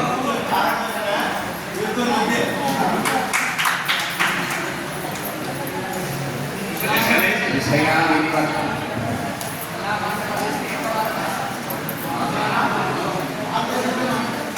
ಕಾಮಕ್ರೋಧಗಳು ರಜೋಗುಣದ ವಿಕಾರನೋ ಸಮೋಗುಣದ ವಿಕಾರನೋ? ರಜೋಗುಣದ ವಿಕಾರಗಳು. ರಜೋಗುಣ ಕಾಮಯೇಷಾಯ ಕಾಮಕ್ರೋಧಗಳು ಎದಕ್ಕೆ ಕಾರಣಗಳು? ಕಾಮಕ್ರೋಧಗಳು ಯಾವುದಕ್ಕೆ ಕಾರಣವಾಗಿವೆ? ಪಾಪಕರ್ಮಗಳಿಗೆ. ರಜೋಗುಣದ ವಿಕಾರ ಓಕೆ, ರಾಗದ್ವೇಷಗಳಿಗೆ ಪಾಪಕರ್ಮಗಳು ಕಾಣಿಸ್ತವೆ. ಪಾಪಕ್ಕೆ ಕಾರಣ. ಪಾಪಕ್ಕೆ ಕಾರಣವಾದ ಕಾಮ ಮತ್ತು ಕ್ರೋಧಗಳು ಎದರಿಂದ ಹುಟ್ಟಿವೆ? ರಜೋಗುಣದಿಂದ. ಆಯ್ತು, ಅದರ ಮೂಲಕ ಇಚ್ಛೆಗೆ ಕಾಮ ಎದಕ್ಕೆ ಬರ್ತದೆ? ಅಜ್ಞಾನದಿಂದ. ಅಜ್ಞಾನ. ವಿಷಯ ವಿನಿವರ್ತನೆ ನಿರಾಹಾರಸ್ಯ ದೇಹಿನಃ ಅನ್ನೋ ಕಡೆಗೆ ಯಾರು ಆಹಾರವನ್ನು ಬಿಡ್ತಾರೆ ಅವರಿಗೆ ಇಂದ್ರಿಯ ಭೋಗ ಶಕ್ತಿ ಹೋಗ್ತದೆ ಅಂತ. ಆದರೆ ಎಲ್ಲ ಇಂದ್ರಿಯಗಳೆಲ್ಲ ಜಿಹ್ವೇಂದ್ರಿಯಕ್ಕೆ ಮಾತ್ರ ಭೋಗ ಶಕ್ತಿ ಮತ್ತು ಆಕಾಂಕ್ಷೆ ಎರಡೂ ಹೋಗೋದಿಲ್ಲ. ಪರಂ ದೃಷ್ಟ ನಿವರ್ತತೆ. ಏನಾಗುತ್ತೆ ಅಲ್ಲಿ ಏನಾಗುತ್ತೆ? ಅಲ್ಲ ಅಲ್ಲಿ ಪ್ರವರ್ಧಮಾನ ಆಗ್ತದೆ, ಇನ್ನೂ ಜಾಸ್ತಿ ಹೆಚ್ಚಾಗ್ತದೆ. ಅಸೌ ಅಸ್ಯೇತು ವರ್ತತೆ. ಹಾಗಾದ್ರೆ ಇಂದ್ರಿಯ ನಿಗ್ರಹಕ್ಕೆ ಆಹಾರ ತ್ಯಾಗ ಇದು ಕಾರಣವಲ್ಲ ಅಂತನ್ನೋದಾದ್ರೆ ಮುಖ್ಯ ಕಾರಣವಾದದ್ದು ಯಾವುದು? ಅದೇ ಶ್ಲೋಕದಲ್ಲೇ ಹೇಳಿದ್ದಾರೆ. ಒಂದು ಶಬ್ದಕ್ಕೆ ಸೂಚನೆ ಕೊಟ್ಟಿದ್ದಾರೆ. ಪರಮಾತ್ಮ ಅಪರೋಕ್ಷ ಜ್ಞಾನದಿಂದ ಪರಮಾತ್ಮ ಪ ಅನ್ನೋಗಳಿಗೆ ಸಂತೋಷ. ಪರಂ ದೃಷ್ಟ ನಿವರ್ತತೆ. ಅಲ್ಲ, ಈಗ ಇಂದ್ರಿಯಗಳ ಜಯಕ್ಕೆ ಮುಖ್ಯವಾದ ಸಾಧನ ಯಾವುದು ಅಂತ ಹೇಳಿದ್ದಾರೆ? ಭಗವಾನ್ ಸರ್ವಸ್ಮಾದ್ ಉತ್ಕೃಷ್ಟ ಅತಃ ತಸ್ಮಿನ್ನೇವ ನಿರಂತರ ಮನಸಃ ನಿಯೋಜನ ಇಂದ್ರಿಯ ಜಯಸ್ಯ ಮುಖ್ಯ ಕಾರಣ. ಕನ್ನಡದಾಗ ಹೇಳಿದ್ರೆ ಅಭಿಪ್ರಾಯ ಡಾಕ್ಟರ್ ಪರಮಾತ್ಮನೇ ನಮಗೆಲ್ಲರಿಗಿಂತಲೂ ಸರ್ವೋತ್ತಮ ಅಂತ ತಿಳಿದುಕೊಂಡು ಸತತವಾಗಿ ಅವನ ಪಾದಾರೋಹಗಳಲ್ಲಿ ಮನಸ್ಸನ್ನು ನೆಡುವ ಸ್ಮರಣೆ ಮೂಲಕ ನಿರಂತರ ಸ್ಮರಣೆ ಮೂಲಕ ಮನಸ್ಸನ್ನು ನೆಡುವ. ಆವೃತಂ ಜ್ಞಾನಮೇತೇನ ಜ್ಞಾನಿನೋ ನಿತ್ಯವೈರೇನ ಅದರಿಂದ ಏನು ಹೇಳಿಕೊಳ್ತಾರೆ? ಅಪರೋಕ್ಷ ಜ್ಞಾನವನ್ನ ಒಂದು ತಡಿತು ಕಾಮ.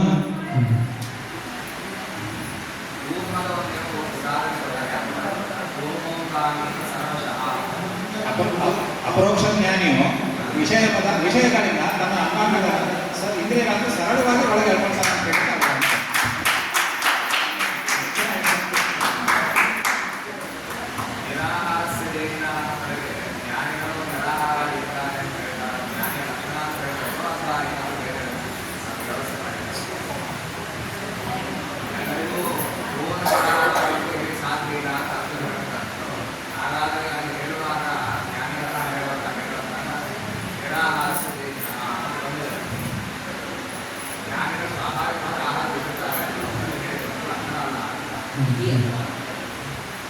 ನಾಟ್ಯಸ್ತಂತು ಯೋಗೋಸ್ತಿ ಅನ್ನೋ ಕಡೆಗೆ ಅತಿಯಾಗಿ ತಿನ್ನೋನಿಗೂ ಯೋಗ ಬರುವುದಿಲ್ಲ, ತಿಂದೇ ಇರೋನಿಗೂ ಯೋಗ ಬರುವುದಿಲ್ಲ ಅಂತ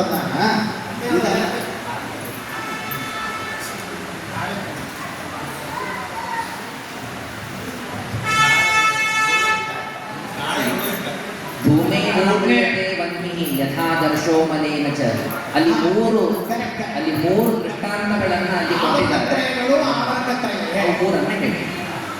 ಮೂರು ಆವರಣಗಳು ಯಾವುವು? ಆವರಣಗಳು ಯಾವುವು? ಆವರ್ಯಮಾನವಾದದ್ದು ಯಾರು? ಅಲ್ಲ ಮೊದಲ ಭಾಷ್ಯದಲ್ಲಂತೂ ತಾತ್ಪರ್ಯ ಗೊತ್ತಿದೆ. ಧೂಮವು ಅಗ್ನಿಯನ್ನು ಆವರಿಸುವಂತೆ ಸ್ವಲ್ಪ ಚಲೋ ಇಟ್ಕೊಂಡೆ. ಧೂಮವು ಅಗ್ನಿಯನ್ನು ಆವರಿಸುವಂತೆ ಕಾಮವು ಪರಮಾತ್ಮನನ್ನು ಆವರಿಸುತ್ತದೆ. ಆದರೆ ಅಗ್ನಿಗೇನು ಬಾಧೆ ಇಲ್ಲ. ಆ ರೀತಿ ಪರಮಾತ್ಮನಿಗೂ ಇದರಿಂದ ಏನೂ ಬಾಧೆ ಇಲ್ಲ. ಇದು ಆವರಣ. ಎರಡನೇದು ಒಡೆಯವರು ಹೇಳ್ತಾರೆ ಆದರ್ಶ ಹಲಸಾದ ಕನ್ನಡಿಯು ಬಿಂಬವನ್ನು ಪ್ರತಿಬಿಂಬವನ್ನು ಸರಿಯಾಗಿ ತೋರಿಸೋದು. ಅದನ್ನು ಸ್ವಚ್ಛ ಮಾಡಿದಾಗ ಪ್ರತಿಬಿಂಬ ಸ್ವಚ್ಛ ಆಗುತ್ತದೆ. ಅದರಿಂದ ಅದು ದುಡ್ಡಾಗ್ತಾಯಿದೆ. ಅದರೊಳಗೆ ಸಮನ್ವಯ ಮನಸ್ಸು ಆವರ್ತವಾಗಿರ್ತದೆ. ಆದರೆ ಪರಮಾತ್ಮನ ಈಗ ಅಭಿವ್ಯಕ್ತಿ ಮಾಡಿಸಿ ತೊಳೆಯಲಿಕ್ಕೆ ಸಾಧ್ಯ ಆದ್ರೂ ಇಲ್ಲ ಮನಸ್ಸು. ಅದೇ ಎದರಿಗೆ ತೊಳೆಯೋದು? ನೀರಿನಿಂದ. ಅಂತಃಕರಣ ಶುದ್ಧಿಯಿಂದ ಅದೇ ಶುದ್ಧಿ ಎದರಿಗೆ ಮಾಡೋದು? ನಿಷ್ಕಾಮ ಈಗ ಕನ್ನಡಿಯನ್ನು ನೀರಿನಿಂದ ತೊಳಿತೀವಿ. ಹೌದು. ಮನಸ್ಸನ್ನು ಎದರಿಗೆ ತೊಳೆಯೋದು? ನಿಷ್ಕಾಮಕರಣದಿಂದ ಭಗವದ್ರತ್ನಾವತಿಯಿಂದ ತೊಳೆಯುವುದು. ಮೂರನೇದು ಕೊಟ್ಟರು ಮುಗುತ್ತವ್ರಿಗೆ ಕೊಟ್ಟರು. ಮೂರನೇದು ಹೇಳಿ ನಾವು ಯಾವ ಮೂರನೇದಕ್ಕೆ ಯಾವತ್ತ ಉಲ್ಪ ಇದು ದ್ರಾಷ್ಟಾಂತಿಕ ಆಯಿತು. ಜೀವನಿಗೆ ಹೇಳಿ ನಿಧಾನ ಬರ್ತದೆ. ಜೀವನಿಗೆ ಜ್ಞಾನ ಭಗವಂತ ಜ್ಞಾನ ಆಗದಂತೆ ಉಲ್ಬವು ಗರ್ಭವನ್ನು ಬಿಗಿಯಾಗಿ ತಡೆ ಹಿಡಿಯುವಂತೆ ಆವರಿಸಿರುವಂತೆ ಜೀವನನ್ನು ಕಾಮವು ಬಿಗಿಯಾಗಿ ಆವರಿಸಿರುತ್ತದೆ. ಅವರಿಗೆ ಸಾಧನೆ ಮಾಡಲಿಕ್ಕೆ ಕಷ್ಟ. ತಾತ್ಪರ್ಯ ಅಂತ ಹೇಳಿದ್ರೆ ಮತ್ತೆ ಈಗ ನಾನು ಹೇಳ್ತೇನೆ. ಉತ್ತಮ ಜೀವರು, ಮಧ್ಯಮ ಜೀವರು, ಅಧಮ ಜೀವರು, ಈ ಮೂರು ಜನರಿಗೆ ಕಾಮ ಯಾವ ರೀತಿ ಆವರಿಸಿದೆ ಮೂರು ಉದಾಹರಣೆ ಹೇಳ್ತೇನೆ.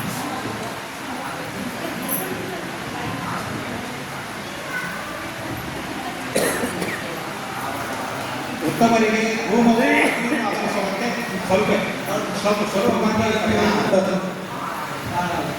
ಇದುವರೆಗೆ 2 ಮತ್ತು 3 ಅಧ್ಯಾಯಗಳ ಪರೀಕ್ಷೆಯನ್ನು ಗೀತಾ ತಾತ್ಪರ್ಯ ಮತ್ತು ಭಾಷೆಗಳ ಪರೀಕ್ಷೆಯನ್ನು ಕೊಟ್ಟು ವಿದ್ವಾಂಸರ ಸಂತೋಷಕ್ಕೆ ಪಾತ್ರರಾಗಿದ್ದಾರೆ. ನಿಮಗೆಲ್ಲರಿಗೂ ಧನ್ಯವಾದಗಳು.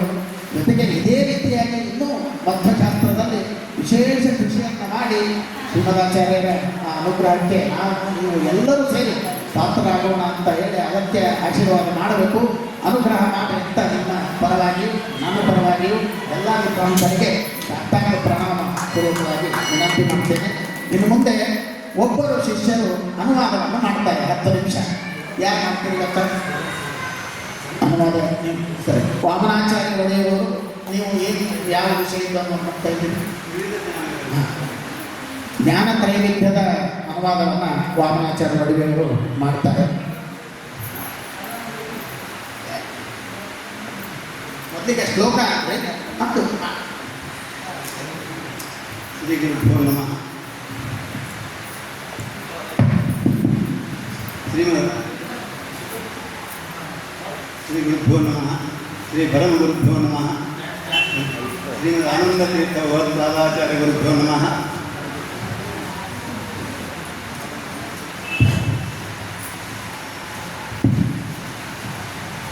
ಇಂದು ತಮ್ಮೆಲ್ಲರ ಸಮ್ಮುಖದಲ್ಲಿ ನಾನು ಗೀತಾದ 18ನೇ ಅಧ್ಯಾಯದಲ್ಲಿ ವಿವರಿಸಿದ ತ್ರಿವಿಧ ಜ್ಞಾನಗಳ ವಿಷಯವಾಗಿ 4 ಮಾತುಗಳನ್ನು ಹೇಳಲು ಬಯಸುತ್ತೇನೆ.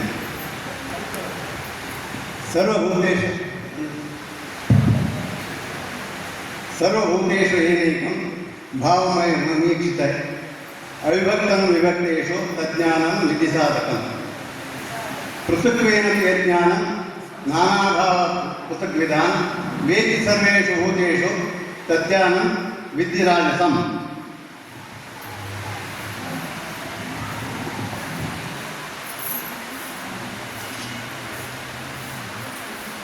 ತತ್ನವದೇಕಸ್ಮಿನ್ ಕಾರ್ಯೇ ಸಕ್ತಂ ಅಹೇತುಕಂ ಅತತ್ವಾತ್ವದಲ್ಪಂಚ ತತ್ತಾಮಸ ಉದಾಹಸಂ. ಪ್ರತಿಜ್ಞೆ ಮಾಡಿದ ಜ್ಞಾನದ ತ್ರೈವಿಧ್ಯವನ್ನು ಮೇಲಿನ 3 ಶ್ಲೋಕಗಳಿಂದ ಕೃಷ್ಣ ಹೇಳುತ್ತಿದ್ದಾನೆ. ಪರಸ್ಪರ ಭಿನ್ನರಾದ ಸಮಸ್ತ ಸಂಸಾರ ಜೀವನದಲ್ಲಿರುವ ಹಾಗೂ ಮುಕ್ತ ಜೀವನದಲ್ಲಿರುವ ಜಡಜೀವನದಲ್ಲಿಯೂ ಯಾವಾಗಲೂ ಇರುವ ಭಗವಂತನನ್ನು ಪ್ರಧಾನನಾಗಿ ಭೇದರಹಿತನನ್ನಾಗಿ ಅಂಶರೂಪ ನಾಶರಹಿತನನ್ನಾಗಿ ಭಿನ್ನನಾಗಿರುವನೆಂದು ಪ್ರಾದುರ್ಭಾವ ರೂಪ, ಆವೇಶ ರೂಪ, ಅಂತರ್ಯಾಮಿ ರೂಪ, ಬಹಿರ್ವ್ಯಾಪಕ ರೂಪ, ಇವುಗಳಿಂದ ವಿಷ್ಣುವಿನ ರೂಪ ಇವೆಲ್ಲ ಒಂದೇ ಆಗಿವೆ ಎಂಬ ಜ್ಞಾನ ಮತ್ತು ಅವು ಮೂಲ ರೂಪದಿಂದ ಅಭಿನ್ನವಾಗಿದೆ ಎಂಬ ಜ್ಞಾನವು ತಾತ್ವಿಕ ಜ್ಞಾನ.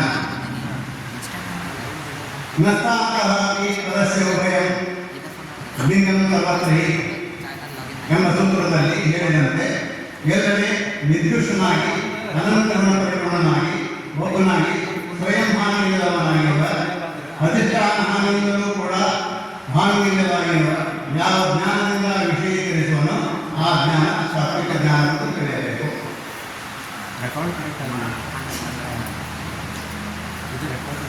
ಇಲ್ಲಿ ಭೂತಾನಿ ಎನ್ನುವುದಕ್ಕೆ ಭವತಿ ಇತಿ ಭೂತಾನಿ ಎಂಬ ವಿಗ್ರಹ.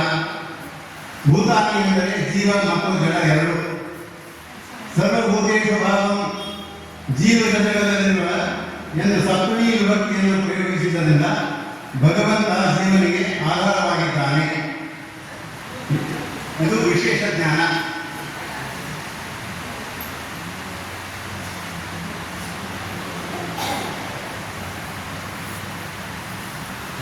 ಇಲ್ಲಿ ಈಶ್ವರನ ಆಧಾರ ಮತ್ತು ಜೀವ ಜಡಗಳು ಅನೇಕವಾಗಿದ್ದರಿಂದ ಜೀವ ಜಡಗಳಿಂದ ಆಶ್ರಯ ಮತ್ತು ಆಶ್ರಯಗಳ ಭೇದವು ಪ್ರಮಾಣವಿದ್ಯ.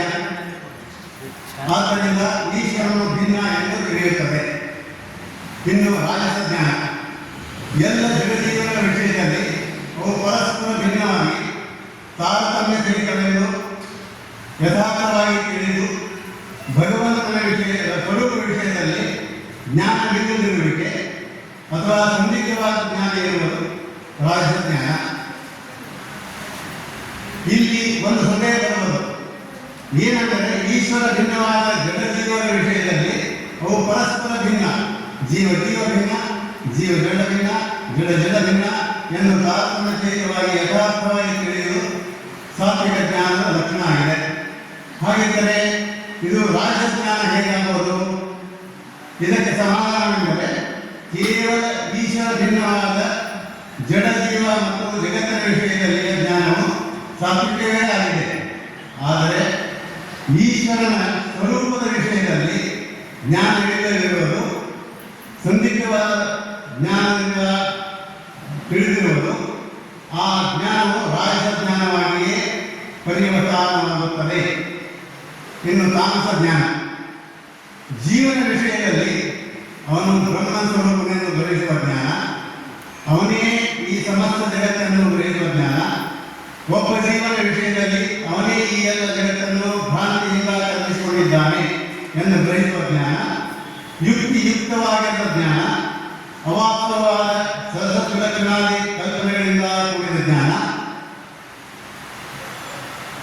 ಅಜ್ಞಾನವೇ ಅಧಿಕವಾಗಿ ಜ್ಞಾನಾಂಶ ಅಲ್ಪವಾಗಿರುವ ಜ್ಞಾನ, ಹೀಗೆ ತಾಮಸ ಜ್ಞಾನವು ಆಧುನಿಕವಾಗಿ ವಿಂಗಡಿಸಲ್ಪಟ್ಟಿದೆ.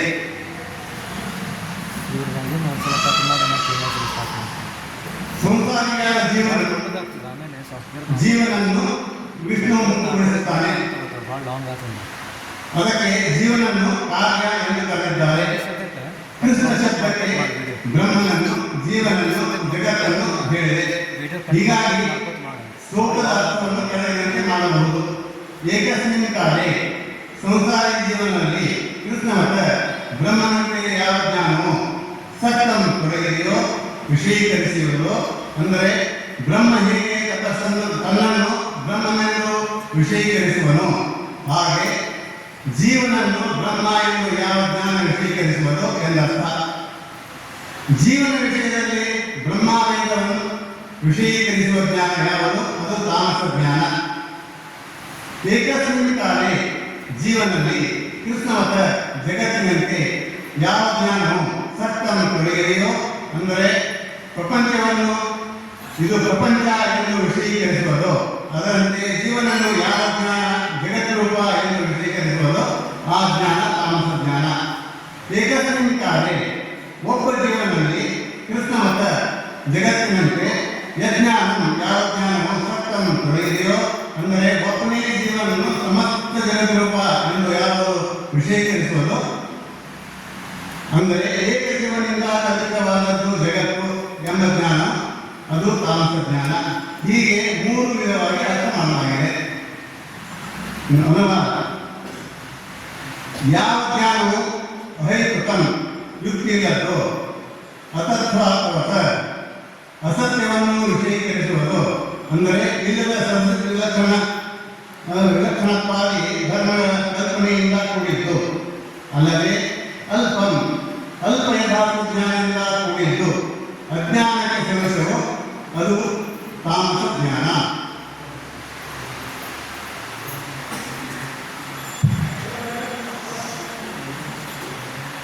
ಈ ಶ್ಲೋಕದಲ್ಲಿ ಜೀವನೇ ಬ್ರಹ್ಮ ಎನ್ನಲು ಬ್ರಹ್ಮವತ ಅಂತ ಹೇಳಬಹುದಾಗಿತ್ತು. ಆದರೆ ಕೃಷ್ಣವತ ಎಂದದ್ದು ಜಗತ್ತನ್ನು ಸಂಗ್ರಹಿಸಲು. ಅದು ಹೇಗೆಂದರೆ, ಕೃಷ್ಣ ಎಂದರೆ ಸಕಲ ಬ್ರಹ್ಮನ ಅಕಾರ್ಯತ್ವ ಮುಂತಾದ ಸಕಲ ಗುಣ ಪರಿಪೂರ್ಣನಾದದ್ದರಿಂದ ಕೃಷ್ಣ ಪದದಿಂದ ಎಂಬ ಪದದಿಂದ ಮುಕ್ತನಾದವನು. ಇಂತಹ ಅಕಾರಣನಾದ ಬ್ರಹ್ಮನಿಗೂ ಕಾರ್ಯತ್ವಾದ ನಿಮಿತ್ತದಿಂದ ಆ ಬ್ರಹ್ಮನಿಗೆ ಅಧೀನವಾಗಿರುವ ಜೀವನಿಗೂ ಜಗತ್ತಿಗೂ ಅವೇದ ಜ್ಞಾನ ಮಿಥ್ಯಾ ಜ್ಞಾನವಾದ್ದರಿಂದ ಇದು ತಾಮಸ ಜ್ಞಾನ ಅಂತ ಹೇಳಿದರು.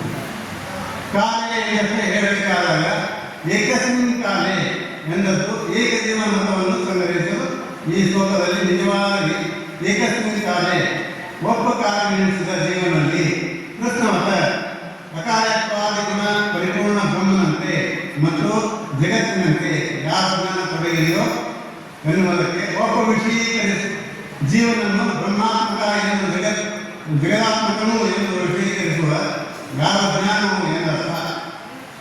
ಅಂತಹ ಜ್ಞಾನವು ಅಹೇತುಕವು ಅತತ್ರಾತ್ಮಕವು ಅಲ್ಪವು ಹಾಗೆಯೇ ಇರುತ್ತದೆ.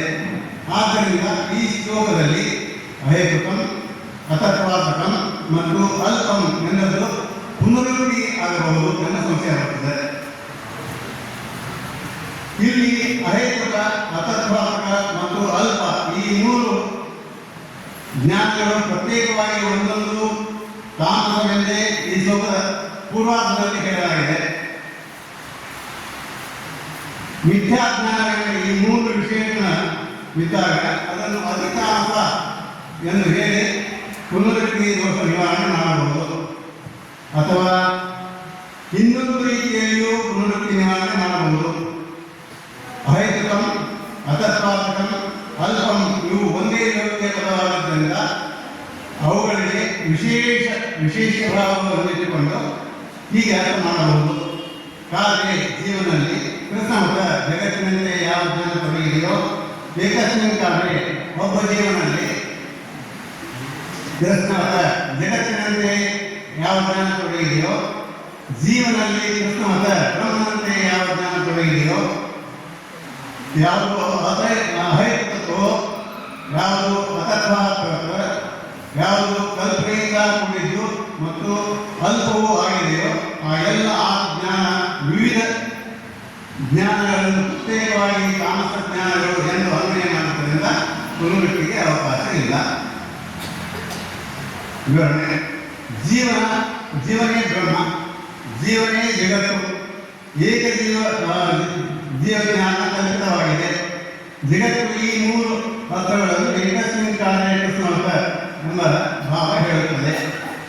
ಗೀತೆಯಲ್ಲಿ ಅಲ್ಪ ಜ್ಞಾನವು ತಾಮಸ ಎಂದು ಹೇಳಿದ್ರಿಂದ ಬಹಳ ಜ್ಞಾನವು ತಾಮಸವಲ್ಲ ಎಂಬ ಭ್ರಮೆ ಬರುವ ಅವಕಾಶವಿದೆ. ಅದರ ಪರಿಹಾರಕ್ಕೆ ಈ ವ್ಯಾಖ್ಯಾನ ಇದೆ. ಅಲ್ಪಜ್ಞಾನ ಎಂದರೆ ಅಲ್ಪಜ್ಞಾನ ಸದೃಶ ಎಂದರ್ಥ.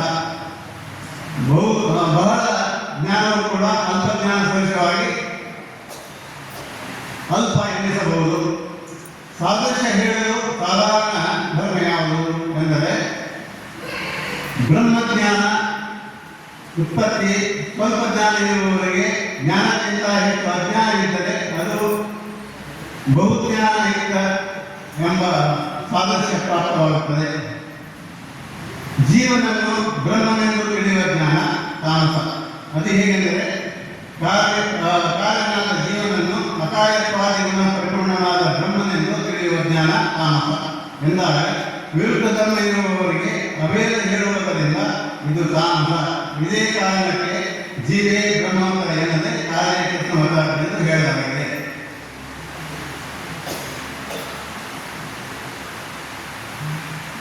ಅದ್ವೈತ ಸಿದ್ಧಾಂತದಲ್ಲಿ ಏಕಜೀವವಾದ ಮತ್ತು ಬಹುಜೀವವಾದ ಎಂಬ ಎರಡು ಪಕ್ಷಗಳಿವೆ. ಬ್ರಹ್ಮನಿಗೆ ಅನೇಕ ಅಜ್ಞಾನ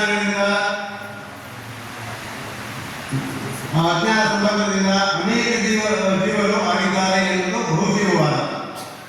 ಒಂದೇ ಅಜ್ಞಾನದಿಂದ ಒಬ್ಬನೇ ಜೀವನಾಗಿದ್ದಾನೆ ಎನ್ನುವುದು. ಉಳಿದ ಜೀವನೆಲ್ಲ ಜಡದಂತೆ ಆ ಬ್ರಹ್ಮನು ಒಬ್ಬ ಜೀವನ ಅಜ್ಞಾನದಿಂದ ಎನ್ನುವುದು ಏಕಜೀವವಾದ. ಇದನ್ನು ಅನುವಾದ ಮಾಡಲು ಏಕಸ್ಮಿನ್ ಶಬ್ದವನ್ನು ಬಳಸಲಾಗಿದೆ. ಮೊದಲ ವ್ಯಾಖ್ಯಾನದಲ್ಲಿ ಯಜ್ಞಾನಂ ಏಕಸ್ಮಿನ್ ಕಾಲೇ ಕೃಷ್ಣಾಸಕ್ತಂ ಅಹೇತುಕಂ ಅತರ್ಥಾತ್ವತ ಅಲ್ಪಂಚ ತಾಮಸಂ ಎಂದು ಒಂದೇ ವಾಕ್ಯದಲ್ಲಿ ತಾಮಸಕ್ಕೆ 4 ಕಾರಣಗಳನ್ನು ವಿಶೇಷಗಳನ್ನು ಹೇಳಿದ್ದಾರೆ. ಅರ್ಥಾತ್ಮಕವಾದ್ದರಿಂದ ಪುನರುಕ್ತಿ ದೋಷ ಬರುವ ಶಂಕೆ ಇದೆ. ಈ ಶಂಕೆಯ ಪರಿಹಾರಕ್ಕೆ ಅತಿತಾಮಸತ್ವ ಹೇಳಲಾಗಿದೆ. ಈ ಪರಿಹಾರ ಸಮಾಧಾನಕರವಾಗದಿದ್ದಲ್ಲಿ ಇನ್ನೊಂದು ತರಹದ ವ್ಯಾಖ್ಯಾನ ಮಾಡಬಹುದು. ಯಜ್ಞಾನ ಏಕಸ್ಮಿನ್ ಕಾಲೇ ಕೃಷ್ಣವತ ಶಕ್ತಂ ತತ್ತಾಮಸಂ, ಯತ್ ಅಹೇತುಕಂ ತತ್ತಾಮಸಂ, ಯತ್ ಅತಿ ಅತತ್ವಾತ್ವದ ತತ್ತಾಮಸಂ, ಯತ್ ಅಲ್ಪ ಯಥಾರ್ಥಯುಕ್ತಂ ತತ್ತಾಮಸಂ.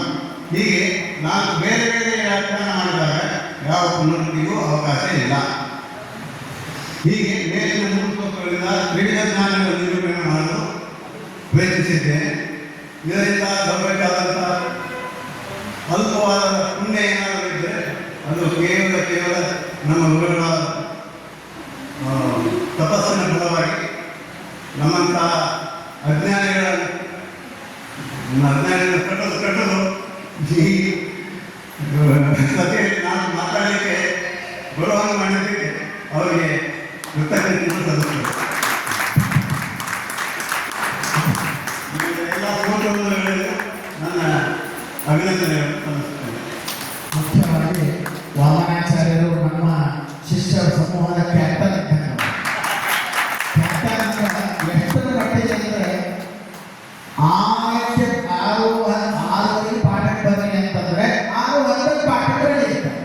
ಅದು ಚಳಿ ಇರಲಿ, ಮಳೆ ಇರಲಿ, ಬಿಸಿಲಿರಲಿ, ಅವ್ರ ಕಾರ್ ಬಂದಿರ್ತದೆ. ಅನಿವಾರ್ಯವಾಗಿ ನಾವು ಹೇಳಿದ್ರು 6 ಅಂತ ಹೇಳಿದ್ರು 6 ಅಲ್ಲದೇನೆ ಎಲ್ಲ ಶಿಷ್ಯರು ಒಂದೇ ಇದ್ದಾರೆ. ಪ್ರತಿಯೊಬ್ಬರು ಅವರವರ ಪ್ರಾಸಂಗಿಕವಾಗಿ ಇವೆಲ್ಲರೂ ಹೇಳ್ತಾ ಹೋಗ್ತಾರೆ. ಬರಟ್ಟಿಲ್ಲ 2 ತಾಸು ಹೇಳಿದ್ರು ಅದೇ ಉತ್ಸಾಹದಿಂದ ಗೊತ್ತಿರ್ತಾರೆ. 4 ತಾಸು ನೋಡೋಣ ಅಂತ ಹೇಳಿ ಮುಂಜಾನೆ 2 ತಾಸು ಸರಿ ಇರ್ತಾರೆ. ಕೊನೆಗೊಂಡು ಒಂದಿನ ಹೇಳಿದ್ರೆ ಕೊಡ್ಬೋದು, 2 ದಿನ ಹೇಳಿದ್ರೆ ಕೊಡ್ಬೋದು, 1 ವಾರ ಅವರು ಸೋತ್ಮೇಲೆ ನೋಡೋಣ. 2 ತಿಂಗಳು ಸೋತಿಲ್ಲ, ಕೊನೆಗೊಳ್ಳುವಾಗ ನಾನೇ ಜಾಗ ನಿಮಗೆ ಒಪ್ಕೊಳ್ಳಿ ಅಂತ ಹೇಳ್ಬಿಟ್ಟು ಅಂದ್ರೆ ಶಿಕ್ಷಣಕ್ಕೆ ಬರಬೇಕು ಬಂದಾಗ ಅವರು ಅಷ್ಟು ನಿಮಿಷ ಈ ಒಂದು ನನಗೆ ಅನಿಸ್ತದೆ ವಯಸ್ಸು ಅಥವಾ ಈ ಕಾಲಘಟ್ಟ ವಿಚಾರ ಅಂತ ಅನ್ನೋದು ಕೇವಲ ಭಾವನೆಯನ್ನು ಉತ್ತರಿಸ್ಬೋದು. ನೋಡಿದ್ರೆ ಇಷ್ಟು ವಯಸ್ಸಿನೊಳಗೂ ಅದೇ ಉತ್ಸಾಹ, ಅದೇ ಕಾರಣ 10 ನಾನು ನೋಡಿದ ಇದು ಮುಖಸ್ತುತಿ ಅಂತಲ್ಲ, ವಸ್ತುಸ್ಥಿತಿ 15 ವರ್ಷದಿಂದ ನೋಡ್ತಾ ಇದ್ದೀನಿ. ಯಾವಾಗ ಮಕ್ಕಳಿಗೆ ಕಾಟಗಳು ಬಂದದೋ 15 ವರ್ಷಗಳಿಂದ 5 ವರ್ಷ ಮಕ್ಕಳಿಗೆ ಪಾಠ ಅದೇ ಸಮಯ ಅಂತ ಹಂಗ ವಾಮಾಚಾರ್ಯರು ಅಷ್ಟೇ ಉತ್ಸಾಹಿಗಳು ಮತ್ತು ಅಷ್ಟೇ ಬ್ರಾಹ್ಮಣರ ಬಗ್ಗೆ, ವಿದ್ವಾಂಸರ ಬಗ್ಗೆ ಮತ್ತೆ ಏನು ಹೇಳ್ತೀವಿ ಅದನ್ನ ಇದೇ ಮಾಡಬೇಕು, ಅದೇ ಮಾಡಬೇಕು, ಏನೇನು ಅನ್ನೋದಿಲ್ಲ. ಅದು ವಿಷಯ ವಿಮರ್ಶಾತ್ಮಕವಾದ ವಿಷಯ ಅಂತ ವಿಚಾರ ಮಾಡ್ತಾರೆ. ಮತ್ತು ಪ್ರಾಯಃ ಅವರ ಆ ಒಂದು ಉತ್ಸಾಹದಿಂದಲೇ ನಾವು ಉತ್ಸಾಹಿತರಾಗಿ ಈ ಒಂದು ಜ್ಞಾನ ಕಾರ್ಯ ನಡೆದಿದೆ. ಅದಕ್ಕೆ ಅವರು ಹಿರಿಯರು, ಮಾರ್ಗದರ್ಶಕರು ಹೌದು, ಜೊತೆಗೆ ಅನೇಕ ಲೌಕಿಕ ನಾನಾ ತರಹದ ಅನುಭವಿಗಳು ಶಾಸ್ತ್ರ ಮಾರ್ಗದಲ್ಲಿಯೂ ಅಷ್ಟೇ ಪರಿಶ್ರಮವನ್ನು ಪಡ್ತಾ ಇದ್ದಾರೆ. ಮಹಾ ಪರಿಶ್ರಮ ಶ್ರಮಜೀವಿಗಳು ಈ ಸ್ವಾಮಿಗಳ ಪರಮಾನುಗ್ರಹ ಅವರ ತಂದೆಯವರು ದೊಡ್ಡ ಆಚಾರ್ಯ ಹೇಳ್ತಿದ್ದ ಗುರುಗಳು ಮಾಡಿದ ಸೇವೆಯಿಂದಲೇ ಇವತ್ತು ಅವರಿಗೆ ಆ ಉತ್ಸಾಹ, ಆ ದೀಕ್ಷಾ, ಆ ಶ್ರದ್ಧಾ ಬಂದಿದೆ.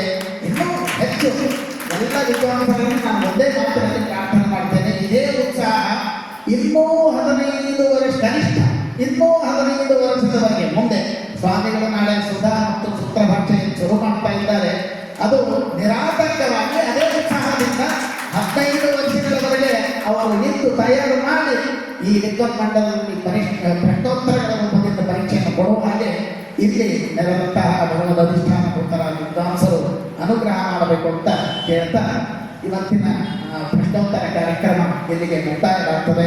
ಇನ್ನು ಮುಂದೆ ನಾಳೆಯ ದಿನ ಇದೇ 4:15 ಇದೇ ವೇದಿಕೆಯಲ್ಲಿಯೇ ಇವತ್ತು 2-3 ಅಧ್ಯಾಯಗಳ ಗೀತಾ ಭಾಷೆ, ಗೀತಾ ತಾತ್ಪರ್ಯದ ಪ್ರಶ್ನೋತ್ತರ ಆಯಿತು. ನಾಳೆ 7 ಮತ್ತು 8 ಅಧ್ಯಾಯಗಳ ಪರೀಕ್ಷಾ ಹಾಗೂ ತಾತ್ಪರ್ಯ ನಿರ್ಣಯದ್ದು 6 ಮತ್ತು 7ನೇ ಅಧ್ಯಾಯದ ತಾತ್ಪರ್ಯ ನಿರ್ಣಯ ಪರೀಕ್ಷೆಗಳು ಸರಿಯಾಗಿ 4:15 ನಡೀತದೆ.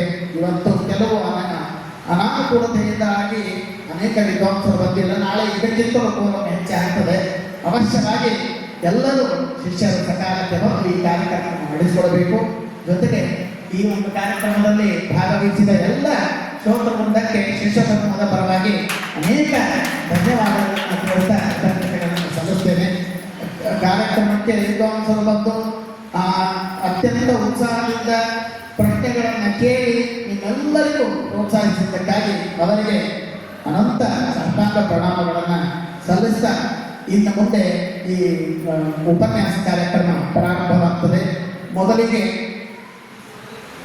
ಮೊನ್ನೆ ಹೊಸದಾಗಿ ಮತ್ತೆ ಮಂಗಲ ಮಾಡಿಕೊಂಡಂತಹ ಮಣೂರು ವೇದೇಶ ತೀರ್ಥ ವಿದ್ಯಾಪೀಠದ ಯುವ ವಿದ್ವಾಂಸರು ಬಹಳ ಉತ್ಸಾಹಿಗಳು ಹೈದರಾಬಾದ್ನಲ್ಲಿ ಇದ್ದು ಪಾಠ ಪ್ರವಚನವನ್ನು ಪಾರಾಯಣ ಒಂದಲ್ಲ ಒಂದು ದೈವಿ ಕಾರ್ಯಗಳನ್ನು ಮಾಡ್ತಾ ಇರುವಂತಹ ನರಸಿಂಹಮೂರ್ತಿ ಆಚಾರ್ಯ ಅವರು ಇನ್ನು ಮುಂದೆ 10 ನಿಮಿಷಗಳ 10ರಿಂದ 15 ನಿಮಿಷಗಳ ಕಾಲ ಉಪನ್ಯಾಸವನ್ನು ಮಾಡಬೇಕು. ತತ್ಪೂರ್ವದಲ್ಲಿ ಇವತ್ತಿನ ಈ ಪ್ರಶ್ನೋತ್ತರದ ಅಧ್ಯಕ್ಷತೆಯನ್ನು ವಹಿಸಿದಂತಹ ಪಂಡಿತ ಖ್ಯಾತರಾದಂತಹ ಹಿರಿಯರಾದ ಪೂಜ್ಯರಾದ ವಾದರಾಚಾರ್ಯ ತಪ್ಪೋಡವರು ಆ ಅಧ್ಯಕ್ಷೀಯ ಭಾಷಣವನ್ನು 10 ನಿಮಿಷಗಳ ಕಾಲ ಮಾಡಿ ಅನುಗ್ರಹಿಸಬೇಕು ಅಂತ ಕೇಳಿ.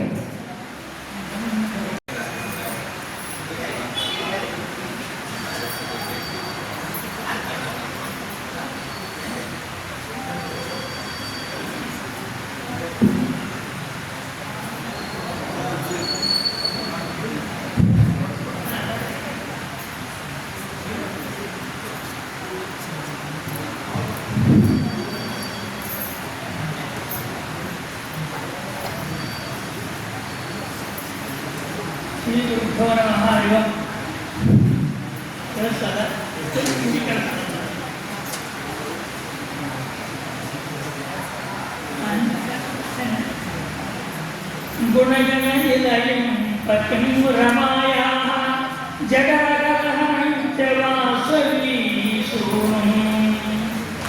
मुनिकुलतिलकं च पूर्णबोधं गुरुमपि परमं गुरुं च मे वन्दे.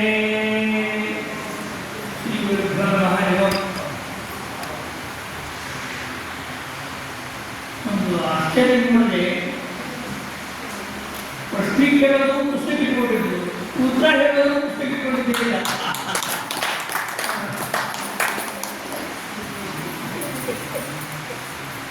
ಪಂಡಿತ ಮನುಷ್ಯ ಪುಷ್ಕರಾಚಾರ್ಯರು ನಿರಂತರ ಪಾಠ ಪ್ರವಚನದಿಂದ ಧರ್ಮ ಜಾಗೃತಿಯನ್ನು ಮಾಡಿರ್ತಕ್ಕಂಥದ್ದು ಅತ್ಯಂತ ಅಭಿನಂದನೀಯವಾಗಿದೆ.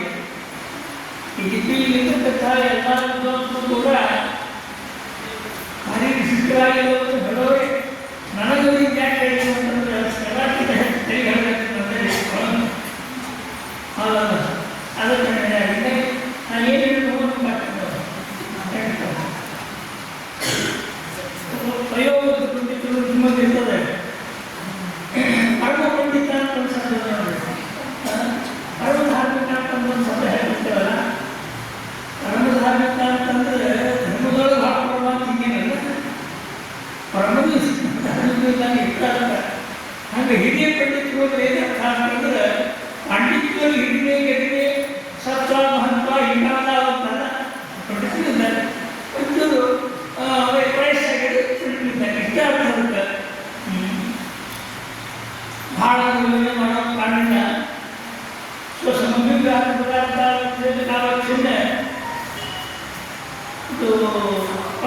ಅದು ಪ್ರಧಾನ ಸಾಹಿತ್ಯ ಆಯೋಜಿಸಲಾಗಿರ್ತಕ್ಕಂಥ ವ್ಯತ್ಯಾಸ ಅದು ಅವಧಿಕವಾಗಿರ್ತಕ್ಕಂಥ ಉತ್ಕರ್ಷವನ್ನು ಹೇಳ್ತಕ್ಕಂಥೇನಲ್ಲ.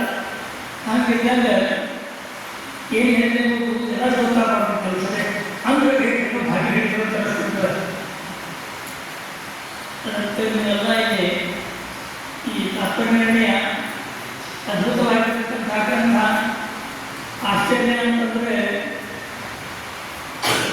ಮಹಾಭಾರತದ ಬಗ್ಗೆ ಇಷ್ಟು ರಿಸರ್ಚ್ ಮೈಂಡೆಡ್ ಆಗಿ ಗ್ರಂಥವನ್ನು ಮಾಡಿರ್ತಕ್ಕಂತಹ ಶ್ರೀನಿವಾಚಾರ್ಯರ ಬಗ್ಗೆ ಪರಿಚಯ ಇಲ್ಲ. ಹೊರಗಿನೊಂದಿಗೆ ನಾವು ಮಡಿಗೆ ಕೂತ್ಕೊಂಡು ಕೆಲವು ಗ್ರಂಥಗಳನ್ನು ಹೇಳದೇ ಇರೋದಂತೆ ಗೊತ್ತೇ ಆಗಿಲ್ಲ. ಆದ್ದರಿಂದ ಎಷ್ಟು ಮಾಡ್ತಿದ್ದೆ ಅಂತಂದರೆ ಇಷ್ಟು ರಿಸರ್ಚ್ ಮೈಂಡೆಡ್ ಹಿಂಗೆ ಇರಬೇಕು. ಈಗೆಲ್ಲ ರಿಸರ್ಚ್ ಮೆಥಡಾಲಜಿ ಅಂತ ಹೊಸ ಶಬ್ದ ಹೇಳ್ತಾರೆ ನೋಡ್ರಿ. ಈ ರಿಸರ್ಚ್ ಮೆಥಡಾಲಜಿ ಈಗ 200 ವರ್ಷದಿಂದ ಮಾಡಿಕೊಡ್ತಾರೆ. ಆದ್ದರಿಂದ ಆ ಮಹಾಭಾರತ ತಾತ್ಪರ್ಯ ಕೇವಲ ರಾಮಾಯಣ ಮಹಾಭಾರತ ಇಷ್ಟೇ ಅಂತಲ್ಲ, ಇಡೀ ಪುರಾಣ ಪ್ರಪಂಚ ಆ ಗ್ರಂಥಗಳನ್ನು ಹೆಂಗೆ ಅರ್ಥ ಮಾಡಬೇಕು ಅಂತಂಬುದನ್ನು ತಿಳಿಸಿಕೊಟ್ಟಿರ್ತಕ್ಕಂಥ ಗ್ರಂಥ. ಅದನ್ನು ನೀವೆಲ್ಲ ಭಾರಿ ಪರಿಶ್ರಮದಿಂದ ಅವರೇನು ಹೇಳೋದು ವಯಸ್ಸಿಗೆ ಆ ವಯಸ್ಸು ಅಂತಂಬುದು ಕಾರಣ ಇಲ್ಲ, ಅದಕ್ಕೆ ಸಂಬಂಧ ಇಲ್ಲ. ಓದಬೇಕು ಅಂತಂದ್ರೆ ಯಾವಾಗಲೂ ಓದ್ತಿರ್ತಾರೆ. ಇದೆಲ್ಲರಿಗೂ ಗೊತ್ತಿದ್ದ ವಿಷಯ. ಅದಕ್ಕೆ ವಯಸ್ಸು ನಾವು ಪ್ರತಿಬಂಧ ಕಾಣ್ತಿದ್ದ ಆಗೋದೇ ಇಲ್ಲ. ವಯಸ್ಸು ಪ್ರತಿಬಂಧ ಕಾಣೋದು ಬಹಳ ಅವ್ರು ಡೇಟ್ ಆಫ್ ಬರ್ತ್ ಹಿಡ್ಕೊಂಡು ರಿಟೈರ್ ಆಗ್ಬೋದು, ರಿಟೈರ್ಮೆಂಟ್ ಹೇಳ್ಕೊಂಡು ರಿಟೈರ್ ಆಗಿರ್ಬೇಕು. ಟೈರ್ಡ್ ಆಗಲಿಕ್ಕೇನಲ್ಲ ಹೇಳ್ತಿರ್ತಾರೆ ನೋಡ್ರಿ. ನೀವು ಟೈರ್ಡ್ ಆದರೆ ರಿಟೈರ್ಡ್ ಆಗಿರ್ತಾರೆ. ರಿಟೈರ್ಡ್ ಆಗ್ಬೇಕಾದ್ರೆ ಮನೆಗೂ ಟೈರ್ಡ್ ಆಗಿರ್ಬೇಕು ನೋಡ್ರಿ. ರೀಟೈರ್ ಅಂತ ಆಗ್ಬಿಡ್ತಾರೆ ಮತ್ತೆ ಹಂಗೇನಿಲ್ಲ. ಅದಕ್ಕೆ ಭಾರಿ ಉತ್ಸಾಹದಿಂದ ನೀವೆಲ್ಲರೂ ಕೂಡ ಇವರು ಕೇಳಿರುವ ಪ್ರಶ್ನೆಗಳಿಗೆ ಯಥೋಚಿತವಾಗಿರುವ ರೀತಿಯಲ್ಲಿ ಉತ್ತರವನ್ನು ಕೊಟ್ಟಿರ್ತಕ್ಕಂಥದ್ದು. ಪಂಡಿತ ಪುಸ್ತಕಾಚಾರ್ಯರು ಭಾರಿ ಪರಿಶ್ರಮದಿಂದ ಇಷ್ಟೆಲ್ಲ ಮಂದಿನ ತಯಾರು ಮಾಡಿರ್ತಕ್ಕಂಥದ್ದು. ಒಬ್ಬರನ್ನ ಕಾಲು ಹಿಡಿಯೋದು ಬೇರೆ, ಮತ್ತೊಬ್ಬ ಗಿಡದ ಕೆಲಸ ಕೊಡೋದು ಹೆಚ್ಚಿನ ಇರ್ತದೆ. ಇಂಡಸ್ಟ್ರಿಯಲ್ಲಿದ್ದವ್ರಿಗೆ ಅವ್ರು ಬರ್ತಿರ್ತದೆ. ಆ ಕೆಲಸ ಮಾಡೋದಕ್ಕೆ ಕೆಲಸ ಕೊಡೋದ್ರಾಗ ಹೆಚ್ಚು ಅದು MBA ಅಲ್ಲಿರ್ತದೆ, ಅಡ್ಮಿನಿಸ್ಟ್ರೇಷನ್ ಇರೋದು.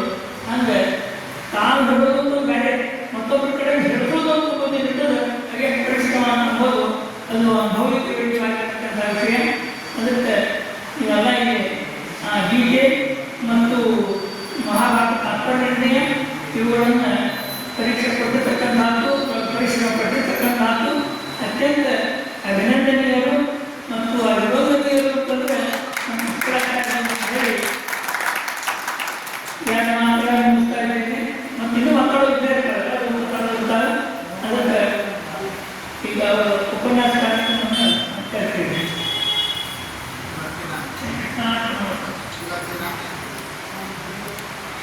ಅಧ್ಯಕ್ಷತೆಯನ್ನು ವಹಿಸಿ ನಮ್ಮೆಲ್ಲರಿಗೂ